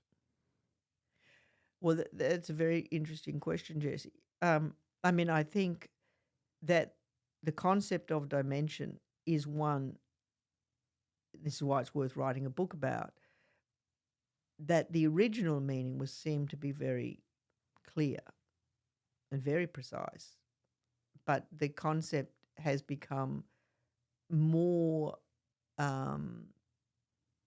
dimensional in the sense that the more physics and maths have expanded, the more we found ways to think about dimensionality in new ways, to apply it in new ways, and to expand how many dimensions we can think about. So mathematicians now, routinely have theories of infinite dimensional spaces. And those mathematical ideas of infinite dimensional space actually turn out to have applications to the world too. So as Sean Carroll rightly points out, quantum mechanics is ultimately proposed as an infinite dimensional theory of the world. Because we're not talking about the space-time. We're talking about the quantum understanding of the world, which mathematically can be seen as an infinite dimensional construct. So, even something as mathematically well-defined in the beginning as dimension turns out to have so many more characteristics, shall we say. Mm. But we still, at least in physics and maths, we're trying to be fairly precise about how we use these terms. So I assume, by the way, that you're less in favor of using it in the like multiverse, different dimension way that sometimes people use that term. Oh no, I'm perfectly happy with people to use multidimensionality do we need to explain what a multiverse is? Maybe should, yeah. Yeah. The idea of what's called the multiverse, which many people know through the Marvel Comics universe, is an idea that comes out of physics, and it's the idea that the four-dimensional space-time bubble that we have in our universe, which is described by general relativity, that there are lots of other four-dimensional space-time bubbles out there, whatever out there might mean. So that beyond our space and time, there is other spaces and times, which each of which have their own independent space-times. And that's the idea that's called the multiverse, that there is some, as it were, bigger landscape in which our space-time 4D bubble is just one possible 4D space-time bubble, and there are an infinite number of other ones. And so, this idea was dreamed up in the 1950s, and people at first thought, oh, well, it's just an it could never really be.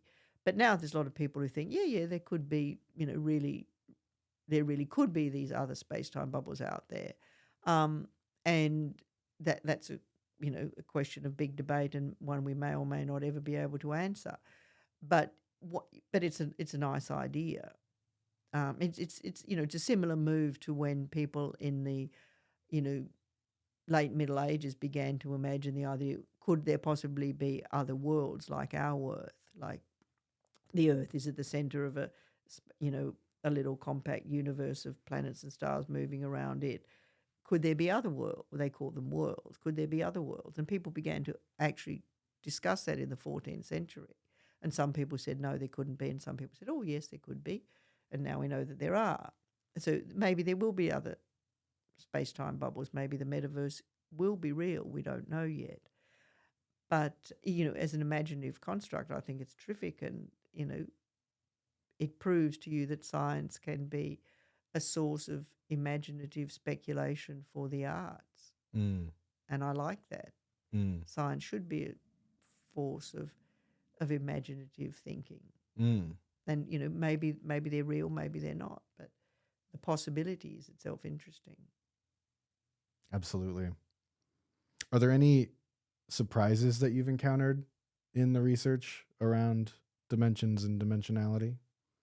Well, I think the big surprise to me is how quickly these multidimensional models of large language models, how quickly the science of how to actually manipulate that has exploded in the last couple of years. I mean, developing such models, you could imagine a few years ago it was a highly arcane endeavor. The fact that they've been able to turn it into such powerful instrumental technology so quickly, I think is pretty mind-blowing. Mm. And does that have any impact circling back to the math? Like, does the interest in development in large language models then create a sort of engine for offering new relevant scholarship in mathematics? I don't know, but my instinct is yes. That there is incredibly complicated math being deployed in this, and I would be very surprised if it wasn't having impacts on developing certain areas of mathematical thinking. And that happens all the time. In the development of physics, that's happened throughout the ages, that developing the math to describe certain phenomena has been an impetus for the development of the math itself. So physics and math have had this beautiful intertwining kind of bootstrapping, sometimes the maths driving the physics, sometimes the physics driving the math. And I'd be very surprised if the same thing isn't happening with just from the little bit I know about it, that I believe that the mathematicians are playing a big role. And then there's the very interesting question, which is a huge topic of debate in mathematics itself, is will these LLM-type systems be able to help with the development of mathematics? And there's huge, conferences and debates going on about that now. Just as people are claiming that these LLMs will be able to create novels, there are big claims are being made that they are doing mathematics and will be able to develop the field of mathematics. And will mathematicians therefore be put out of work? And will these systems be able to do math well enough that they will be able to create important new mathematics? I mean, they're certainly helping mathematicians. There's lots of mathematicians working with these systems. But there's big debates in the mathematic world about, does that mean that they understand the math and so do they understand what they're doing? And B, will their ability to whatever it is they're doing, will their ability to do it evolve to a point where they can actually come up with deep and sophisticated mathematical theorems and ideas? And there's huge debates going on about that, and people on both sides.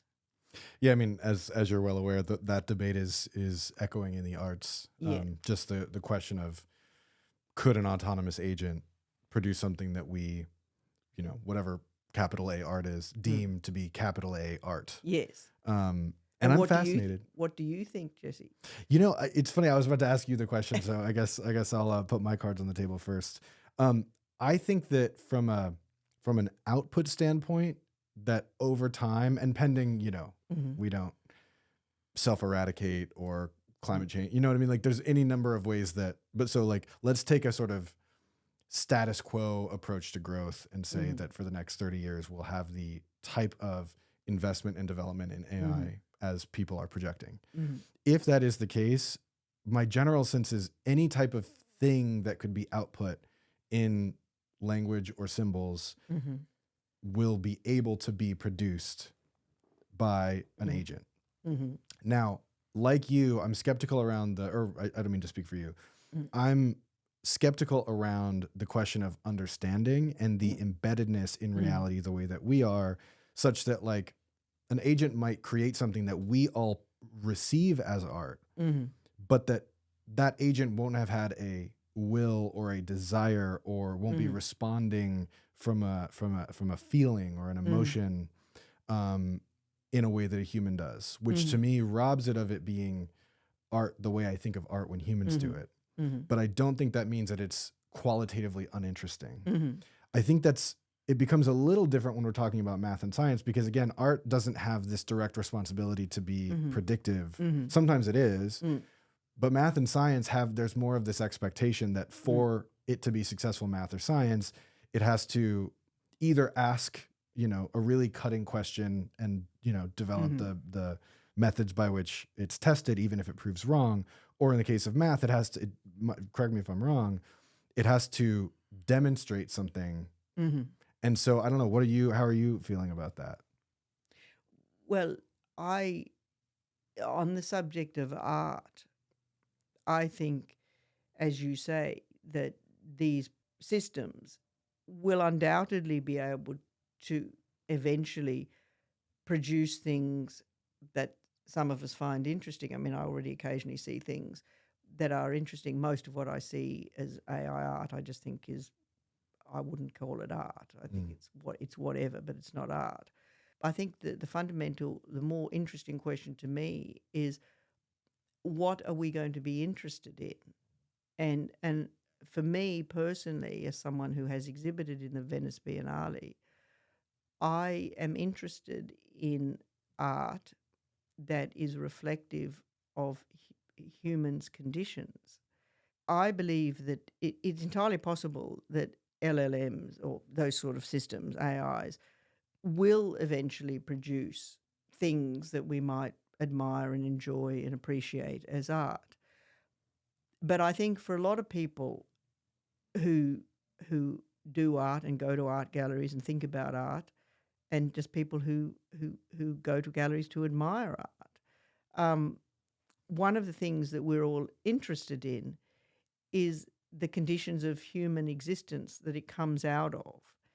And so a good example of this is the Mexican artist Teresa Margoles, who, I was in one of the Venice Biennales with her. And her work was a cinder block wall that had barbed wire on the top of it.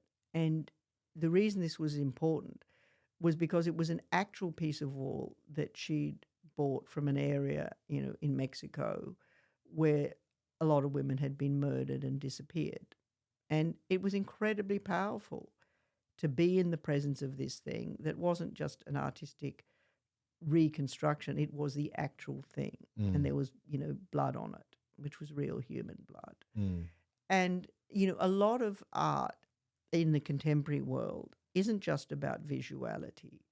It's about reflecting the conditions of the humans who made it, their lives, their experiences, their stories.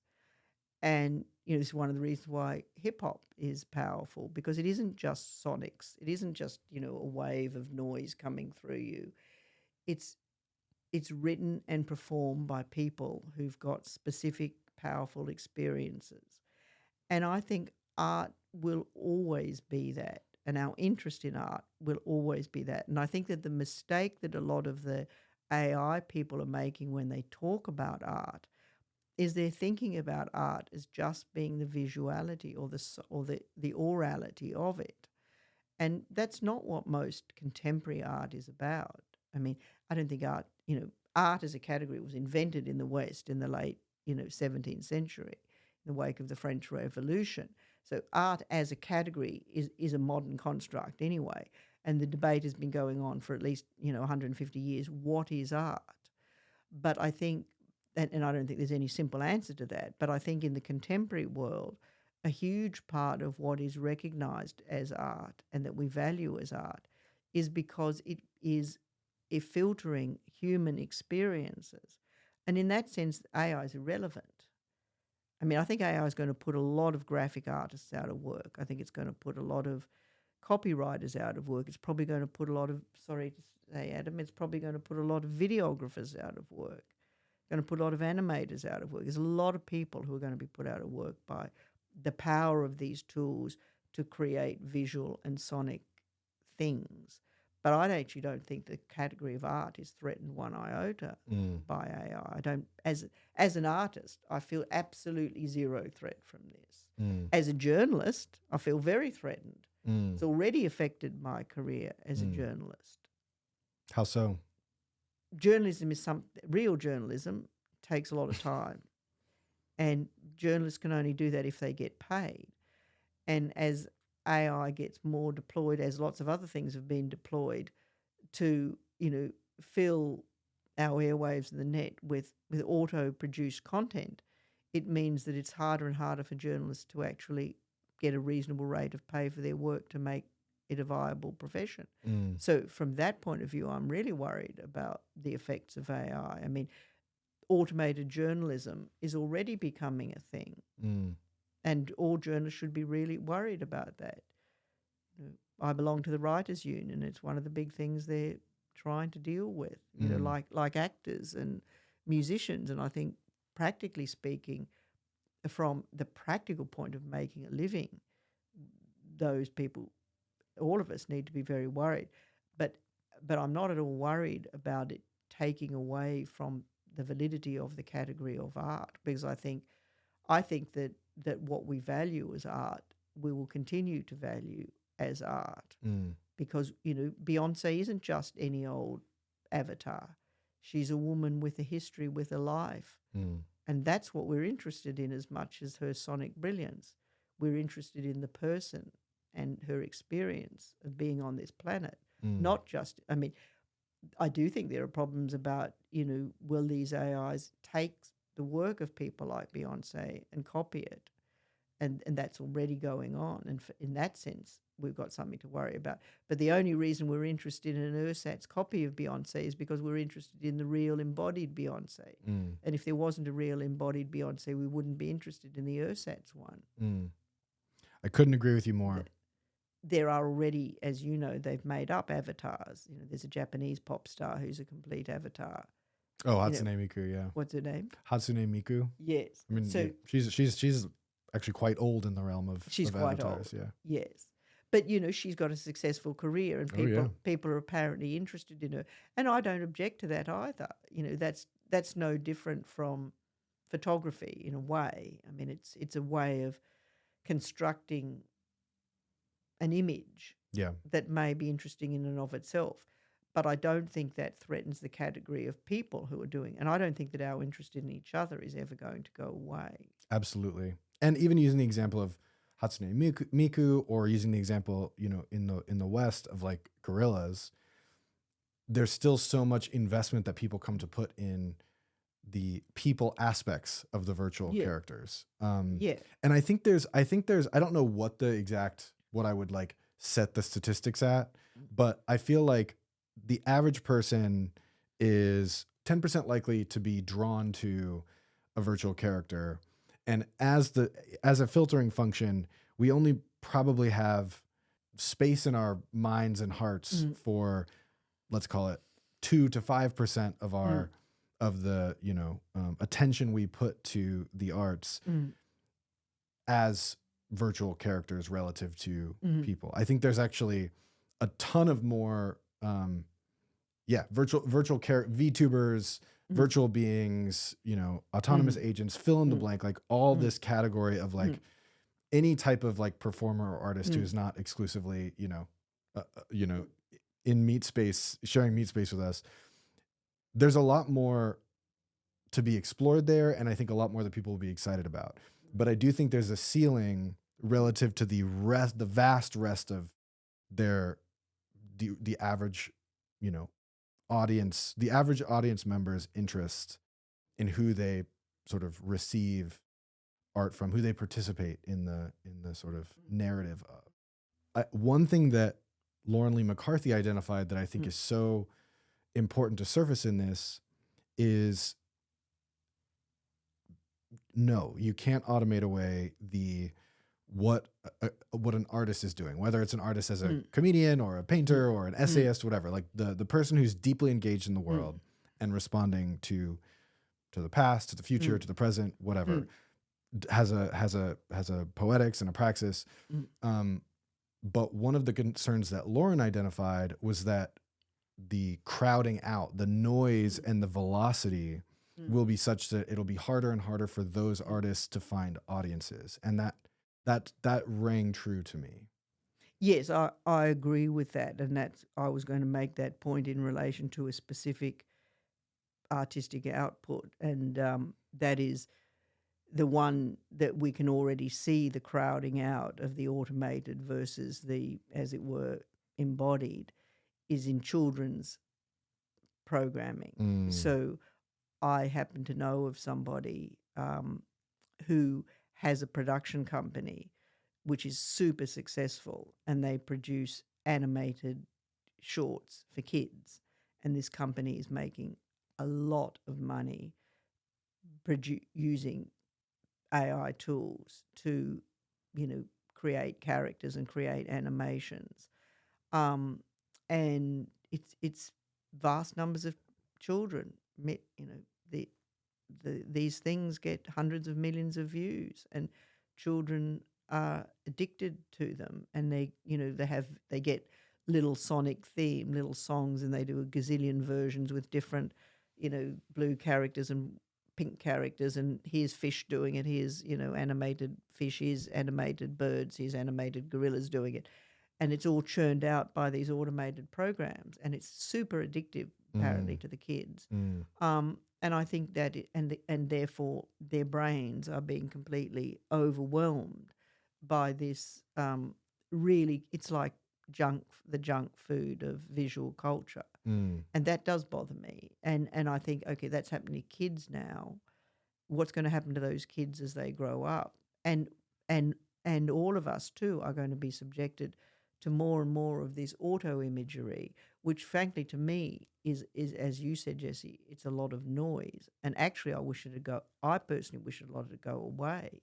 Like I've started to notice, and I'm sure we're going to see the intensification of this, that I'm certain now that that there are ads where they've got like a drawing, some company, got some business company has got, we're committed to social good, blah, blah. And then they have drawings of, of a person. I'm sure that there are companies now that it's just auto-generated. There's something, I don't believe it's a drawing of an actual person or even a photo. I think it's fake. And I think we're all going to be subjected to this to a degree which, to me, something in my brain just says, I don't want to see my representations of people replaced by slightly off AI versions. I think that is going to have a toxic effect on us. But that's not art. That's the saturation of imagery that we're all being subjected to. And the ability to auto-produce imagery for pennies that before you would have had to have a whole production studio or whatever. Now you can just do it like that. I think we are. It's like being drowned in junk food. And how are we going to fight that? Because you can put anything up on a billboard you want. Personally, I prefer that all the billboards went away, because we're already being saturated in junk imagery even without AI. And I don't want to look around the world and see it filled with, blue Smarties version of imagery. And that's what I think we are going to get saturated with that. It makes me think of the differentiation between a liar and a bullshitter. You know what I mean? Like Yes. the bullshitter is not seeking to get you to understand some specific mistruth. The bullshitter is just trying to bullshit you. And so thinking about algorithmic junk, in many cases, it's not so much that, like, it creates a context where instead of trying to push you toward a particular outcome or sort of like create a context in which you make very particular decisions, it's more like taking a wide range of shots using algorithmic tools to kind of just see what resonates with you and then go down that trajectory. Well, I think there's that, and there's also just the point that public space is increasingly space that we don't have the right to control. You know, it's like Minority Report. You know, the ads are going to be everywhere, projected, you know, in some sense, large screens, you know, everywhere there's going to be this artificial imagery when you walk through public spaces, and you're not going to even have the choice. Well, what if I just want to enjoy being in this space by myself? What if I don't want, you know, all the ads, all the flashing imagery? I mean, we already have that problem. Like, I can decide what I eat, and I don't have to eat junk food if I choose not to. But I don't have the right to drive down Sunset Boulevard and not be subjected already to ads that I already think it's visual pollution. And we're going to be subjected to that on just an intensification scale. I mean, that's one of the things that I don't think is being discussed in relation to AI is, you know, the flood aspect of it. You know, James Clarke's wonderful book, you know, The Information, what is it? A history, a theory of flood. You know, in terms of AI and in terms of the imagery and the texts that are being thrown at us, we're in flood mode. And I think we don't have that's a fundamental right that I would like to take back is, do we have to be flooded by imagery all the time, everywhere? You know, everything everywhere all at once seems to be what Sam Altman's reigning philosophy is. We have to have this now. We don't have the choice. And it's going to be on our bloody iPhones. Like, I'm not going to buy an upgraded AI phone. I don't want one. And I wonder how many other people are going to be in that. I don't want this. Well, at least for now, they're saying that the OpenAI part is the opt-in. The Apple Intelligence is baked in. Yeah, but Apple Intelligence is baked in. You're not going to have the choice in the next, are you? Not with the Pro. It's only in the Pro. Anyway, this is sort of tech inside baseball, but yeah. Yes. So we've talked extensively about space, about dimensions, about AI and art. And one thing that's threaded throughout your career is math. And so I'd love to open up to hear you talk about math, because referencing Nancy, my partner, one thing that she's consistently said is seeing you present on prime numbers, like if she had been taught math that way, she would love math, and math would be much more a part of her life than it is. So yeah, I wanted to open up the subject of math with you. Well, I think that math is one of the great imaginative activities that humans are engaged in. And unfortunately, a lot of people are turned off math at school because it's just taught as this terribly rule-bound thing. But really, doing math, as professional mathematicians do it, is a form of play. It's a constantly opening up to, what's the possibilities for numbers to do, or what's the possibilities for lines to do. And the history of math, I think, can be seen as a gradual sort of loosening of the constraints and the rules, and the realization that, in fact, these concepts that we have, like numbers and lines and dimensions, are much more protean, malleable constructs than they might first appear. So one example of math's kind of protean ability is if you think about dimensional spaces. So we were talking earlier about, space being 3 dimensions or 4 dimensions or 5 dimensions. And we know from general relativity describes a 4-dimensional space, but that space has a shape. It's not just this, it's not just like a 4-dimensional grid, a box. General relativity space is curving and bending, and it has this extraordinary structure. And so that idea that space has structure, or can have structure, doesn't come out of the blue. Einstein was using a mathematics which was developed by Bernard Riemann, one of the great mathematicians of the 19th century, to describe curving spaces. And we can look at this in a much simpler way. You know, what does curved four-dimensional space mean? Well, I can show you what it means in 2 dimensions. So even if we take a 2-dimensional space, you know, we know we've got an x-axis and a x-axis and a y-axis. But we can ask the question, well, can that space in itself be curved? Which might sound like a ridiculous question, but I can show you that it's not. And discovering that even 2-dimensional space could be curved was one of the pivotal points in the history of mathematics. So, and that's something that, you know, this big art project that I do is the Crochet Coral Reef is based on the exploration of curved spaces. So how do we even begin to understand that? Well, if you think about a piece of paper, it's a 2-dimensional thing and it's totally flat. But I can show you that you all of you in the audience here understand a 2-dimensional curved space, which is the surface of a beach ball. So just think of a beach ball, a plastic blown up beach ball. It's just got a very thin skin, right?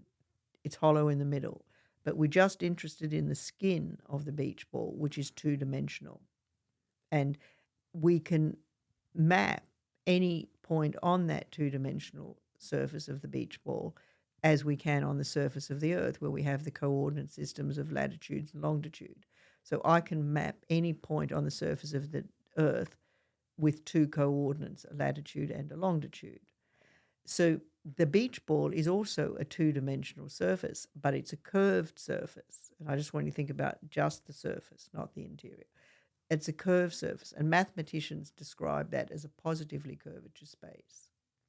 And it's clearly different from the flat piece of paper, because the flat piece of paper goes on forever. But the beach ball, you know, all of the lines of longitude, for instance, come together at the 2 poles. So clearly on a beach ball, it's different. The geometry is different from the flat surface. Now, I just said that mathematicians describe a beach ball as a positive curvature space.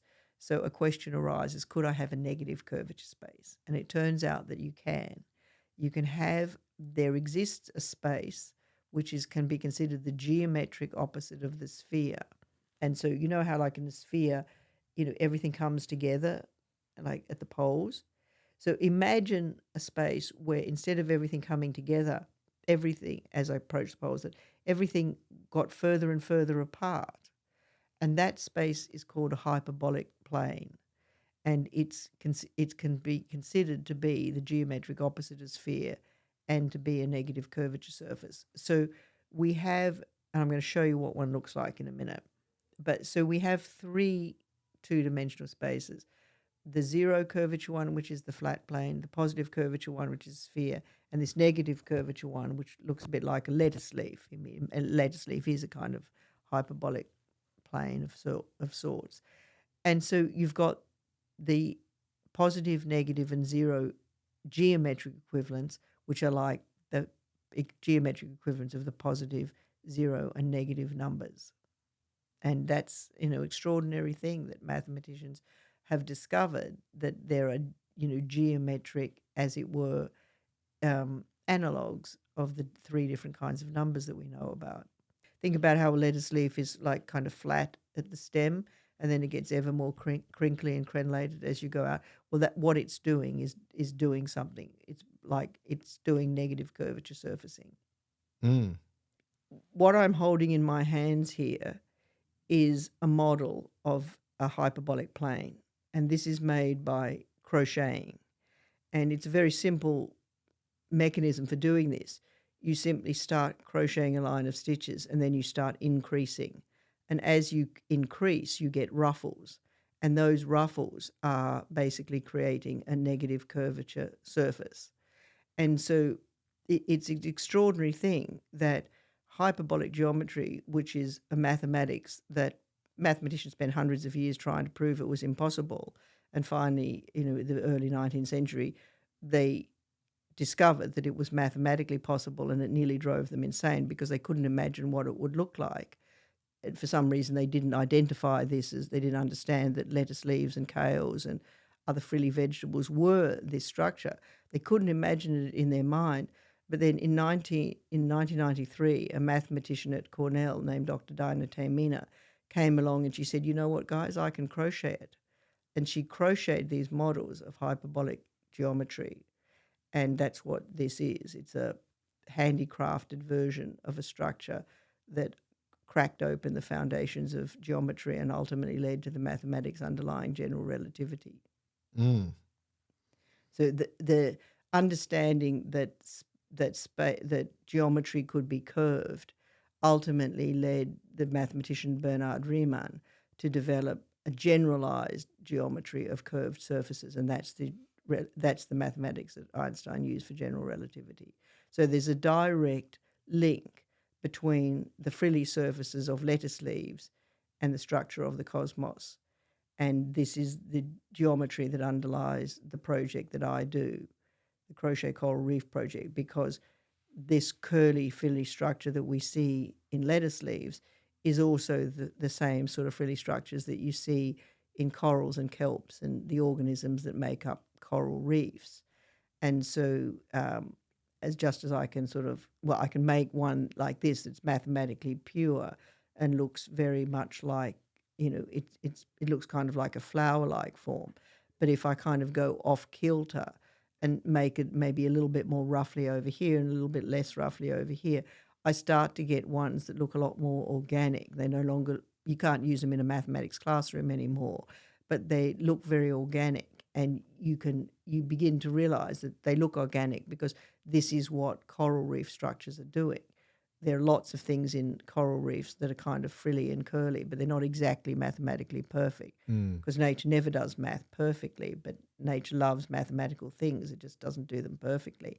So once you start playing around and making it much more, organic and loose and not exactly following the algorithm, you can get, as it were, a whole taxonomy of crochet coral creatures.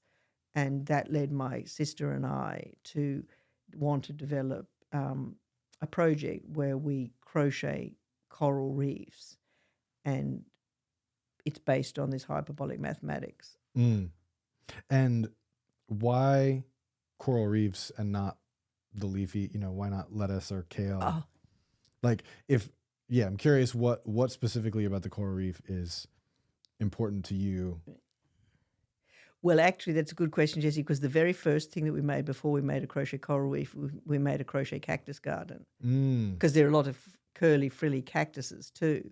So our early work was, in fact, a cactus garden. And then we moved on to kelp.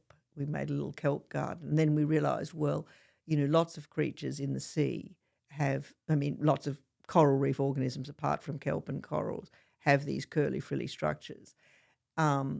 And there's good biological reasons for that. But the same time that we thought about doing this project happened to coincide with the time that scientists were really becoming aware that coral reefs were being devastated by global warming. So we started the project in 2005, and it was around that time that scientists were beginning to publicly say, look, guys, climate change isn't a far distant future. It's here and now. Because the proof is that coral reefs are being hit, particularly the Great Barrier Reef, is being hit by these massive bleaching events on a much more frequent and dire scale. And we'd grown up near the Great Barrier Reef. We grew up in the state of the Great Barrier Reef. So it looms large in our consciousness. And we thought, well, given that, people aren't taking climate change seriously in 2005, most people didn't even know the term, let alone how serious it was. We thought, well, we could crochet a coral reef and get, other people involved. And it could be a way to teach people about both mathematics and climate change, and also do a collective artistic project. And 19 years later, it's one of perhaps the biggest collaborative art project. I think it's one of the biggest collaborative art projects in the world, and probably, I'm pretty sure, the biggest participatory art and science project that's ever been attempted. And it surprised us. We invented the project in 2005, and I think if someone had told me that I'd be crocheting corals 20 years later, I would have just thought you're insane. But the project has continued, and the reason is because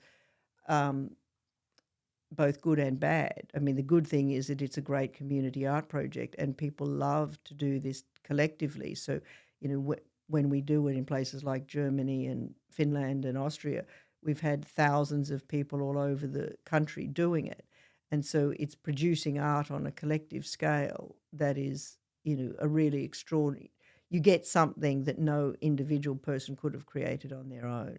When thousands of people are contributing individual pieces, you get, something that isn't possible for any one person.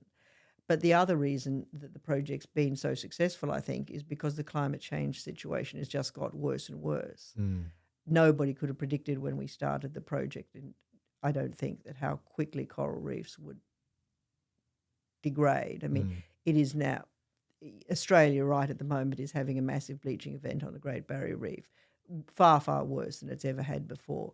And the talk in Australia now is the Great Barrier Reef could be gone in a couple of decades. And no one could have, I think, predicted that when we started. Literally the night we started the project, my sister and I joked to ourselves that if the Great Barrier Reef ever died out, our fluffy one would be something to remember it by. And that's not a joke anymore. And why, obviously this isn't your area of study, but just for folks who maybe don't understand why bleaching coral reefs, why that's such a problem, what role do coral reefs play in ocean ecosystems and on land as well? Well, coral reefs are, it's believed, they're called the rainforests of the ocean, and it's believed that they house a quarter of all marine organisms. So if we wipe out the coral reefs, it's a bit like saying, well, who cares if the Amazon goes? Those huge tropical forests are absolutely essential to thousands and thousands of organisms. But they're deeply involved in the health of those whole areas. So one thing that particularly the Great Barrier Reef does is it's called the barrier reef for a reason. It creates an enormous barrier that breaks down the waves. So probably if it wasn't there, you would get immense erosion of the coastal areas, but you would just be wiping out a huge ecosystem on which thousands of species depend, and that's going to have ripple-on effects all up through the food chain, just as it will with the rainforests. And coral reefs are interesting systems because they're pretty fragile. Corals are organisms that can't really withstand the water temperature rising more than about 1 degree. So if the water temperature goes up by more than 1 degree or there are pollutants, that's when they start to bleach, and that just means that they're sick. And if the conditions return to normal, they can get their colour back and be healthy. But if the conditions stay bad for periods of time, then the bleaching just continues and eventually they get completely bleached and they die.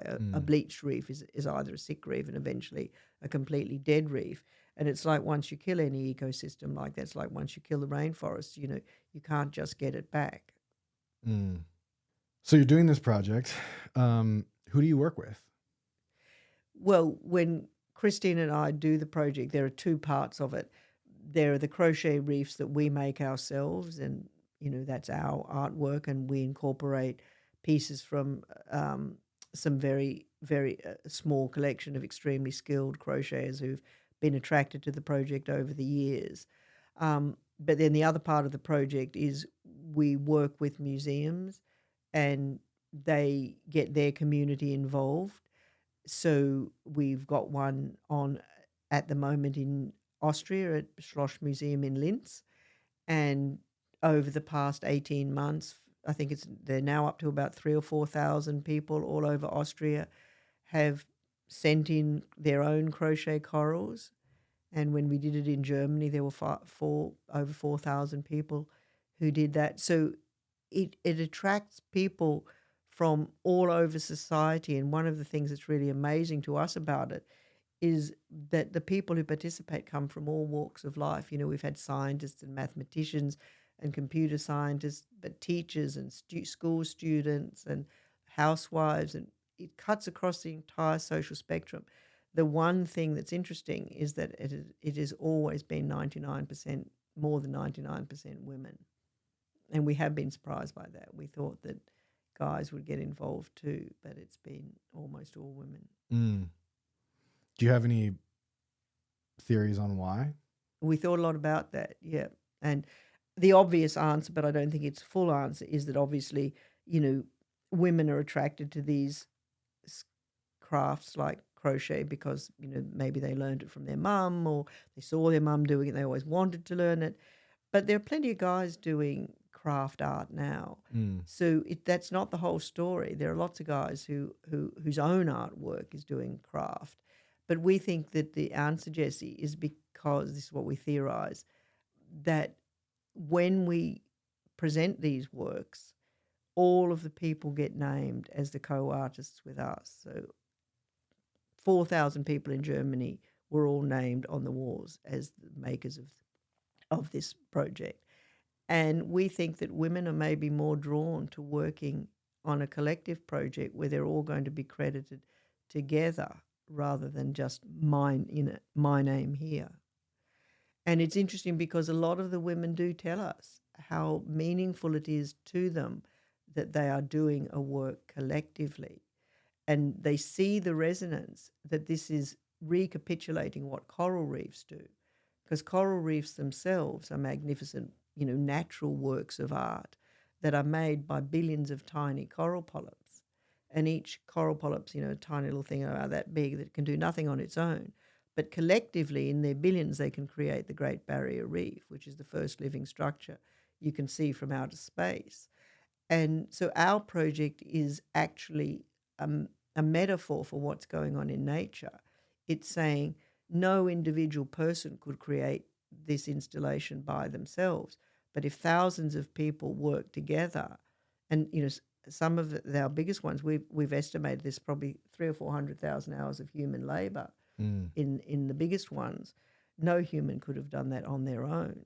But look what humans can do collectively when thousands of them produce something together. And I think that to me, that is the real power of the project. It's a retort to the idea that art is produced by solo individuals. I mean, solo individuals can do great stuff, and I'm all for it, but it is not the only modality of art. And I think one of the problems that we face as we try collectively to fight climate change and the devastation of the environment is that we have to start thinking collectively. I don't believe that we're going to have the problems of climate change solved by a few genius individuals who come up with some brilliant new technology. We will need new technologies as part of the solution. But I also think that part of the solution is we have to think of different ways of collectively living together and being together. And that's what corals do. They're incredibly cooperative organisms, and our project is incredibly cooperative. I'm going to let that one sit.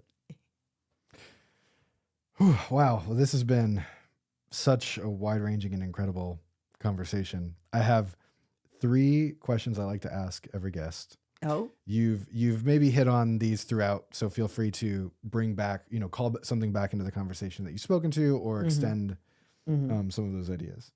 The first one is, what's one thing you wish people paid more attention to? doing things together, Jessie, instead of thinking that it's individual geniuses that matter. I love that. What is one resource you use or that you recommend for making better sense of reality? Reading. Reading widely. Couldn't agree more.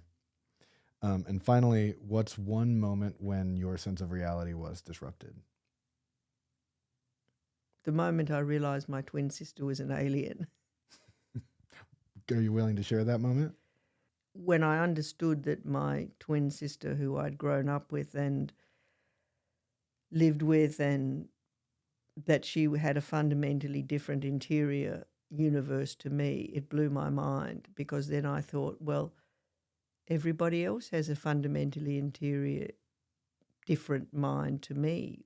wow, what's all going on in your heads? And now I've come to realize that everybody's an alien, but my sister is specifically an alien. But I think the most important thing to me was the realization that, wow, people don't all think alike. I feel like I've imposed so much upon your time. And No, not at all, again, you've been so wonderful and gracious. Are there any places people can find you, or new things on the horizon people should be aware of coming from your work, from Crochet Coral Reef, Dimensions, all of the above? Well, we have a huge project website about the Crochet Coral Reef, crochetcoralreef.org. It's a vast, extensive site about the art, the science, the math, the climate change. And I have a personal website, margaretwertheim.com, outrageous product placement, which has information about all my books. The Pearly Gates of Cyberspace is my most successful book, but I have other books. And I hope that you'll all look forward to reading Dimensions, which I'm eagerly working on now. I personally can't wait. So, all right. Margaret, thank you so much for being on Urgent Futures. Thank you, Jesse. It's been a joy.